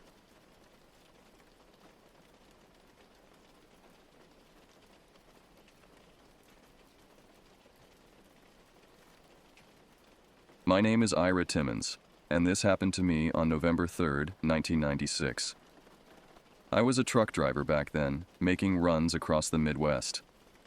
I drove a beat-up old Kenworth W900, the kind that had seen its fair share of long hauls and sleepless nights. I wasn't armed, never saw the need for it. I figured if you kept your head down and did your job, you'd be fine. 29 years later, I still remember how wrong I was. The day started like any other. I woke up in a cheap motel outside Kansas City, showered in water that never quite got warm enough, and choked down a stale donut with burnt coffee from the lobby. The November air bit at my face as I walked to my truck, frost crunching beneath my boots. The parking lot lights cast long shadows across the pavement, and my breath hung in clouds before me. My dispatcher had given me what should have been a simple job: haul a load of frozen meat from a processing plant in Kansas City to a distribution center in Casper, Wyoming. A long drive, but nothing I hadn't done before. The meat was loaded and ready by 6 a.m., and I was on the road before rush hour hit. The cab heater worked just enough to keep my fingers from going numb, but not enough to be comfortable. I kept my thermos of coffee between my legs, and the radio turned to some AM station playing old country songs that faded in and out as I crossed county lines. The first 8 hours passed without incident. I stopped once for fuel and again for lunch at a truck stop where the special was meatloaf that tasted like cardboard. By late afternoon, I was deep into Nebraska, surrounded by endless stretches of winter-dead cornfields and occasional clusters of barren trees. The sky had turned a dull gray, threatening snow that never quite materialized. Just flurries dancing in my headlights as darkness fell. Around 4 p.m., my eyes started to burn from staring at the highway. I needed to stretch my legs, splash some water on my face, maybe grab another coffee. I spotted a sign for a rest area 3 miles ahead and decided to pull in. It wasn't one of those newer places with the chain restaurants and clean facilities.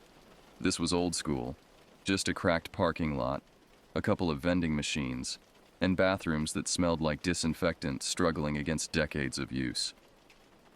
I parked the Kenworth at the far end of the lot, away from the 2 other vehicles. A rusted sedan with Nebraska plates and another semi with its engine idling. The cold hit me like a slap when I stepped out of the cab. I zipped my jacket to my chin and trudged toward the vending machines, fishing in my pocket for loose change. The machines stood like sentinels under a flickering fluorescent light. I fed quarters into one and watched a sad-looking sandwich drop into the tray, then did the same for a Coke. I took my meager dinner to one of the concrete picnic tables and sat, my back to the wind. The highway noise provided a constant background hum, punctuated occasionally by a passing truck's jake brake. That's when I felt it. The sensation of being watched. A prickling at the back of my neck that made me straighten up and look around. At first, I saw nothing unusual, just the empty rest area with its shabby amenities. Then I noticed him. A man stood at the edge of the scraggly tree line that bordered the property. Tall and thin, with a scruffy beard that didn't hide the gauntness of his face. He wore a dirty baseball cap pulled low, but I could feel his eyes on me. His clothes, jeans, flannel shirt, worn canvas jacket, weren't remarkable, but something about how he stood perfectly still sent alarm bells ringing through my mind. I nodded in his direction, the way travelers sometimes acknowledge each other. He didn't respond, didn't nod back, didn't move at all. I finished my sandwich quickly, suddenly eager to be back on the road. As I walked back to my truck, I glanced over my shoulder. The man had moved closer to the restrooms but was still watching me. Under the harsh outdoor lighting, I could see his face more clearly now. His skin was weathered, with deep lines around his mouth set in what seemed like a permanent grimace. His eyes, though, they were what bothered me most. They followed me with an intensity that felt predatory. Back in my truck, I locked the doors before starting the engine. As I pulled out of the rest area, I checked my mirrors. The man stood in the middle of the parking lot now, turning to track my departure. The last thing I saw as I accelerated onto the highway was his figure growing smaller in my rearview mirror, still watching, still unmoving. I told myself he was just some drifter, just some lonely guy with nowhere to be. But the uneasiness followed me down the dark highway, a passenger I couldn't shake. An hour later, the dashboard fuel gauge caught my attention. The needle was dropping faster than it should have been. I'd filled up not long before the rest stop, and this route was one I'd driven many times. I knew exactly how far a tank would take me. I tapped the gauge with my finger, hoping it was just stuck, but the needle continued its descent. Damn it, I muttered, scanning the roadside for signs of the next exit. 10 miles to a place called Broken Creek. I didn't know if they'd have a mechanic open at this hour, but I couldn't risk running dry on a deserted stretch of highway in the November cold. Broken Creek turned out to be little more than a cluster of buildings huddled around a single stoplight. The gas station, thankfully, was still open. A small independent place with 2 pumps and a dim light glowing in the office window. I pulled in and killed the engine. The attendant, a heavy-set man with thinning hair and grease-stained coveralls, looked up from his magazine as I entered. "Help you?" "Think I've got a fuel leak," I explained. "Gauge is dropping way too fast." He nodded and put down his reading. "Let's take a look." Outside, I watched as he crouched beside my truck with a flashlight. "Yep," he confirmed after a moment. "Fuel line's been cut. Looks deliberate, too. Clean slice." My blood went cold. "Cut? You sure?" He nodded, serious now. "This wasn't no accident or wear and tear. Somebody took a knife to this." I immediately thought of the man from the rest area. Had he done something while I was eating? I hadn't been gone from the truck for more than 15 minutes. "Can you fix it?" I asked. "Not properly, not tonight. But I can patch it enough to get you to Casper if that's where you're headed." "It is. Gonna take me a couple hours to get the parts I need. My brother runs a salvage yard down the road. You can wait in your cab if you want. Or there's a diner across the street stays open late." I decided to wait in the truck. The thought of sitting in a diner window exposed didn't appeal to me. I called my dispatcher to report the delay, then locked myself in the cab with a fresh cup of coffee from the gas station. The attendant, he'd introduced himself as Mitch, called his brother, then went back to his magazine. I was left alone with my thoughts and the growing certainty that the man at the rest stop had sabotaged my truck. But why? I wasn't carrying anything valuable, just frozen meat. I'd never seen him before in my life. The night grew darker. Occasional cars passed on the highway, their headlights briefly illuminating the gas station before moving on. I tried to distract myself by listening to the radio, but static consumed most channels this far from any major city. That's when I heard it, a soft scraping sound, like metal on metal. At first I thought it might be Mitch working on something in the garage, but through my side mirror, I could see him still sitting in the office, now on the phone. The sound came again, from somewhere under the truck. I grabbed my flashlight from the glove compartment and hesitated. Every instinct told me to stay put, lock the doors, wait for Mitch's brother to arrive. But what if there was more damage being done? I slid out of the cab quietly, flashlight gripped tightly in my hand. The temperature had dropped further, and the wind cut through my jacket. I moved cautiously around the front of the truck, sweeping the beam beneath the chassis. Nothing. I continued around to the driver's side, crouching to check underneath. That's when I saw him. The same man from the rest stop, crouched by my rear wheels, a hunting knife in his gloved hand. He was working at something near the brake lines. I froze, my heart hammering against my ribs. He hadn't seen me yet. I backed away slowly, careful not to make a sound, then hurried back to the cab. Once inside, I locked the doors and reached for the horn, pressing it hard. The blaring noise cut through the night. Through my mirror, I saw Mitch startle and look up. The man under my truck scrambled out, knife still in hand. For a brief moment, our eyes met through the glass, his face contorted into a grin that showed yellowed, broken teeth. Then he backed away, tapping his knife blade against my truck's metal body in a slow, deliberate rhythm that sent chills down my spine. Mitch came running out, yelling something I couldn't hear over the horn. The stranger turned and ran, disappearing into the darkness beyond the gas station's lights. "What the hell's going on?" Mitch demanded, as I finally released the horn and climbed down. "He was under my truck," I said, my voice shaking. "The guy from the rest stop. He had a knife." Mitch looked at me like I'd lost my mind. "What guy? I didn't see nobody." I explained what had happened at the rest area and what I'd just seen. Mitch grabbed his flashlight and checked under the truck. "Jesus," he muttered. "He was working on your brake lines. Another few minutes and—" He didn't finish the sentence. He didn't need to. Headlights appeared on the road. Mitch's brother arriving with the parts to fix the fuel line. His name was Hank, a tall, gangly man with the same receding hairline as his brother. "Should we call the cops?" I asked as they began working on the truck. Hank looked up from the fuel line. "Sheriff's office is closed for the night. Deputy won't get here for at least an hour coming from the county seat. We can report it in the morning, but by then, I need to be in Casper," I finished. My delivery was time-sensitive. If I didn't make it by tomorrow afternoon, the whole shipment might be rejected. "We'll get you fixed up," Mitch promised. "But I'd keep moving if I were you. Don't stop again till you hit Wyoming." I nodded, watching the darkness beyond the gas station lights, unable to shake the feeling that the stranger was still out there, watching and waiting.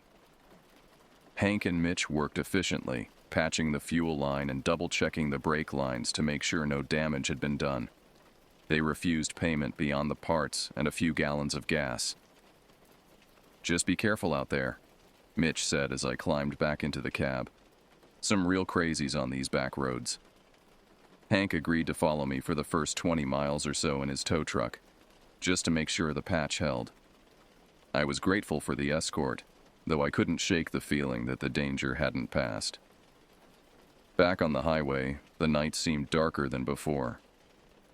The few stars visible through the cloud cover did little to illuminate the landscape. My headlights carved a tunnel through the blackness, beyond which anything could be lurking. I kept checking my mirrors, expecting to see headlights gaining on me. Hank stayed behind me as promised, his tow truck's lights a comforting presence. But eventually, we reached the junction where he needed to turn back. He flashed his lights and gave a honk as he peeled off, leaving me alone on the highway. The dashboard clock read 11:37 p.m. I still had several hours of driving ahead of me. I turned the radio up louder, hoping the noise would keep me alert and drown out my thoughts. But between stations, in the brief moments of static, I kept thinking I heard something, like tapping metal or distant laughter. Just nerves, I told myself.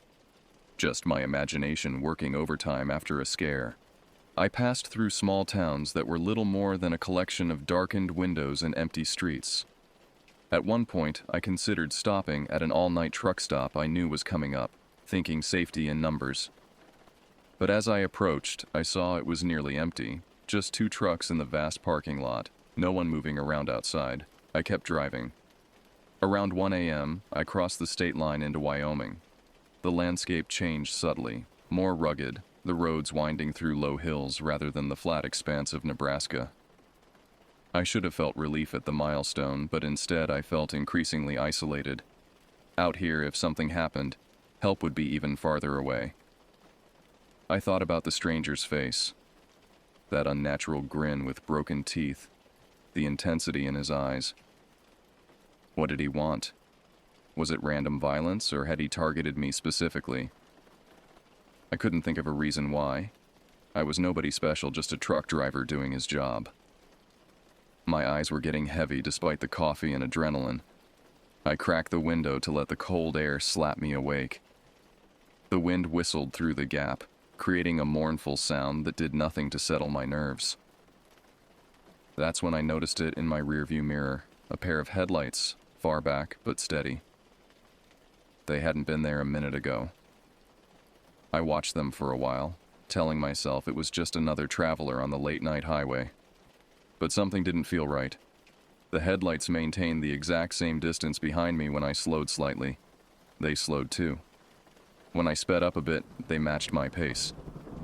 For 20 minutes, this strange dance continued.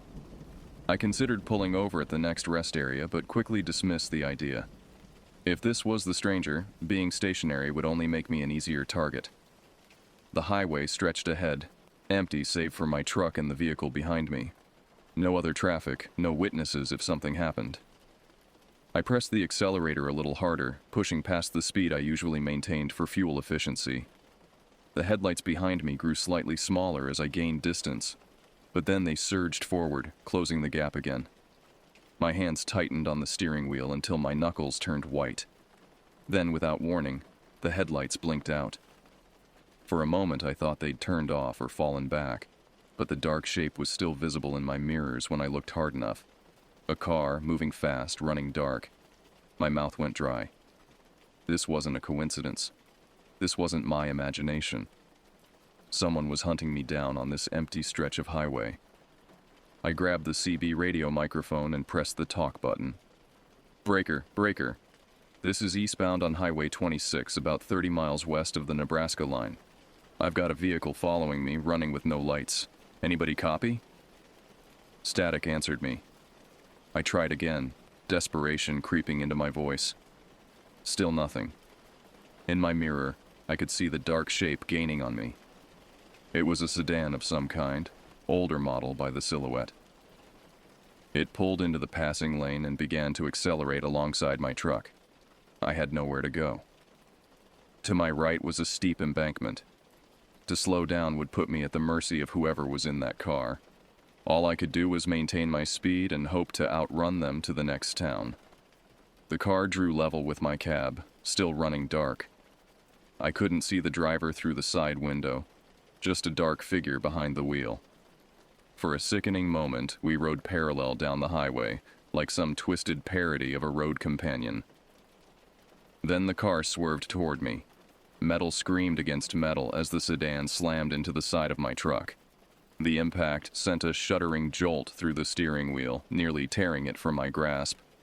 I fought to keep the Kenworth on the road, my heart hammering in my chest. The truck swayed dangerously, the weight of the frozen cargo shifting behind me. Through my side mirror, I caught a glimpse of the car backing off slightly, preparing for another strike. In the brief moment before the next impact, my headlights illuminated the driver's face as he pulled alongside again. The same gaunt features, the same broken-toothed grin I'd seen at the gas station.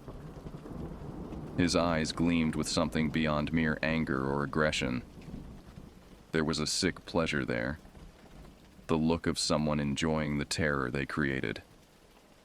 The sedan rammed into me again, harder this time. The truck lurched toward the embankment. I wrenched the wheel left, overcorrected, and felt the trailer fishtail behind me. For a terrifying second, I thought I would jackknife right there on the highway. "Jesus Christ!" I shouted, struggling to regain control. My mind raced through options, none of them good. I couldn't outrun him. My fully loaded truck was no match for the sedan's speed. I couldn't stop. That would make me a sitting duck. I had no weapon, no way to call for help. The stranger pulled alongside once more, revving his engine. In the darkness, I could make out his silhouette turning toward me, one hand on the wheel, the other holding something that caught the faint moonlight. the hunting knife. In that moment, something clicked in my brain. A memory surfaced from years ago. Advice from an old trucker named Joe, who taught me the ropes when I first started driving. If someone's trying to run you off the road, Joe had said, let them think they've got you beat. Wait till they're coming in for the kill, then hit the brakes hard. They'll shoot past you, and that's when you take control. It was risky. With a fully loaded trailer, sudden braking could be dangerous. But the alternative was worse. I watched in my mirror as the sedan backed off again, preparing for what would likely be a final devastating hit. I gripped the wheel tightly, my foot hovering over the brake pedal. Timing would be everything. The car accelerated, coming up fast on my left side. I could almost feel the driver's anticipation, his certainty that this time he would force me off the road. I waited until he was almost level with my cab, then I slammed on the brakes. The truck protested with a deafening screech of tires. The trailer pushed against the cab as momentum fought physics. The sedan shot past me, its driver clearly surprised by my sudden maneuver. In that split second of advantage, I wrenched the wheel to the left and pressed the accelerator. The Kenworth surged forward, and I aimed the massive front end at the sedan's rear quarter panel. The impact was massive. My truck's bumper connected solidly with the car, sending it into an uncontrolled spin. I glimpsed the driver's face once more, the grin replaced by shock, then terror as he fought his own steering wheel. The sedan spun across the highway, tires smoking against the asphalt. It hit the guardrail with a sickening crunch of metal and glass, then careened over the edge, disappearing from view. I slammed on the brakes again, bringing the truck to a shuddering halt on the shoulder. For several long moments I sat frozen, hands still gripping the wheel, breath coming in shallow gasps. The highway was suddenly, eerily silent. Had I killed him? The thought sent a chill through me that had nothing to do with the November cold. I'd acted in self-defense, but the reality of what had just happened hit me like a physical blow. I reached for the CB radio again. Breaker, breaker. There's been an accident on Highway 26, about 30 miles west of the Nebraska line. Car went off the road. Need emergency services. This time, someone answered, a scratchy voice belonging to another trucker a few miles ahead, who promised to relay the message when he reached better reception. I knew I needed to check on the driver. Much as I feared him, I couldn't leave someone to die on the roadside. I grabbed my flashlight and climbed down from the cab on shaking legs. The night air hit me like a slap, cold and sharp in my lungs. I approached the guardrail cautiously, playing the flashlight beam over the damaged metal. Beyond it, a steep slope led down to a dry creek bed about 30 feet below. The sedan had come to rest on its roof, the chassis twisted beyond recognition. One of the wheels was still spinning slowly. Steam or smoke, I couldn't tell which, rose from the crumpled hood. "Hello?" I called, my voice sounding small against the vastness of the Wyoming night. "Can you hear me?" No response. Just the ticking of cooling metal and the distant whisper of wind. I began to make my way down the slope, my boots sliding on loose gravel. Each step took me closer to the wreckage, closer to the man who had tried to kill me. My flashlight beam darted nervously around the scene, half expecting him to emerge from the shadows, knife in hand. When I reached the car, I crouched beside the driver's side window, or what was left of it. The glass had shattered, leaving a jagged opening. I aimed my flashlight inside. The stranger was still strapped in his seatbelt, hanging upside down. Blood trickled from a gash on his forehead, running up into his hairline. His eyes were open but vacant, staring at nothing. I reached in cautiously and pressed 2 fingers to his neck, searching for a pulse. Nothing. No movement. No rise and fall of his chest. The man who had stalked me across state lines was dead. I backed away from the car, my mind reeling. In the distance, I heard sirens. Someone had called it in after all. I stood there in the creek bed, flashlight in hand, waiting for the authorities to arrive, trying to process what had happened and what I had done. The police arrived first. 2 patrol cars with flashing lights that illuminated the crash scene in pulses of red and blue. The officers approached cautiously, hands near their weapons, until they determined I wasn't a threat. I explained everything. The rest stop, the cut fuel line, the chase, the collision. I showed them the damage to my truck where the sedan had rammed me. One officer took notes while the other radioed for an ambulance and the coroner, though it was clear to everyone that medical assistance was no longer needed for the driver. As we waited for the other officials to arrive, one of the officers asked to see my commercial license and paperwork. Everything was in order. I'd always been meticulous about that part of the job. "You say you never saw this man before today?" the officer asked, studying my face for any sign of deception. "Never," I confirmed. "I have no idea why he targeted me." The officer nodded slowly. "We'll need you to come to the station to make a formal statement, but based on the evidence and the damage to your vehicle, this appears to be self-defense." Relief washed over me, tempered by the sobering reality that a man had died by my actions, justified though they were. The ambulance arrived, followed by a county coroner's van and more police. The slope became a flurry of activity as they recovered the body and documented the scene. I watched from the roadside, wrapped in a blanket someone had given me, sipping bitter coffee from a paper cup. Dawn was breaking by the time they finished. The officer who had taken my statement approached me again. "We've identified him," he said, his expression grim. "Darrell Wayland. He's wanted in 3 states for similar attacks on drivers, mostly truckers, mostly alone.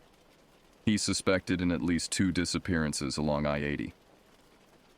"Why?" I asked, the question that had haunted me all night. "Why target random drivers?" The officer shook his head. "Hard to say with guys like this. Some people just want to cause pain.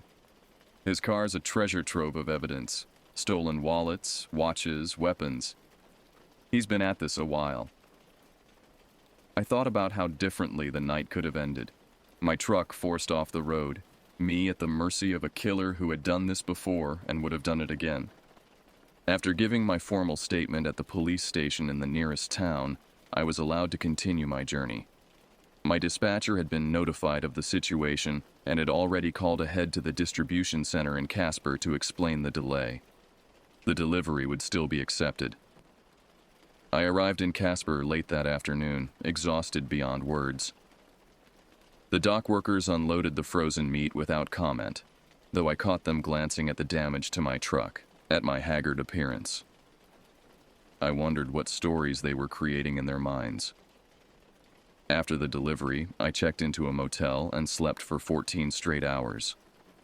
When I woke, it was dark again, and for a disorienting moment, I thought I was back on that highway, being hunted. I took 2 weeks off after that. Sat in my apartment in Kansas City, jumping at sudden noises, having nightmares about yellow teeth and hunting knives. The police called once to inform me that the case was closed, justifiable homicide in self-defense. No charges would be filed. They asked if I wanted any of the findings from their investigation. I declined. I already knew more than I wanted to. Eventually, I went back to driving. I needed the money, and despite everything, the open road still called to me. But I was different now. Cautious in ways I'd never been before. I carried a legal handgun in my cab, properly licensed and registered. I installed a dash cam. I was selective about where I stopped, favoring busier truck stops with good lighting and security cameras. I never pulled over on isolated stretches of highway, no matter how tired I got. And I always checked under my truck before getting back on the road after a stop. The years passed. The nightmares became less frequent. The damaged Kenworth was repaired, and eventually replaced with a newer model. I advanced from long-haul routes to regional distribution, allowing me to sleep in my own bed more often. I got married, had kids, bought a house with a view of something other than highways and truck stops. But I never forgot Darrell Wayland. Not his name, not his face, not the sound of his knife tapping against my truck's body. Sometimes, when I'm driving alone at night, I still check my mirrors more than necessary. Still feel my heart rate increase when I see headlights maintaining the same distance behind me for too long. They say time heals all wounds, but I think some experiences change you permanently. They become part of your personal geography, landmarks you navigate around for the rest of your life. I still drive trucks, nearly 3 decades later. The industry has changed. GPS tracking, electronic logs, better safety protocols. The roads are busier, the trucks more comfortable. But the darkness beyond the headlights is the same. The vulnerability of being alone on an empty highway hasn't changed. Sometimes new drivers ask me for advice, and I always tell them the same thing. Keep your eyes open, trust your instincts, and never assume you're safe just because you're minding your own business. Because the truth is, there are predators out there. People who see your solitude as an opportunity, your isolation as an invitation. People who hunt not for need or even for gain, but for the simple pleasure of causing fear. I was lucky that night in 1996. I survived when others hadn't, but the experience left its mark on me, a scar that runs deeper than skin. So that's my story. Not the one I planned to live, but the one I was given. And if telling it makes even one person more aware, more cautious, more prepared, well, then maybe Darrell Whalen's final pursuit served some purpose after all. The highways stretch on, endless ribbons connecting one place to another. And somewhere out there, someone else is driving alone in the darkness, unaware that they're being watched. I just hope they're luckier than I was. Or maybe, just maybe, better prepared.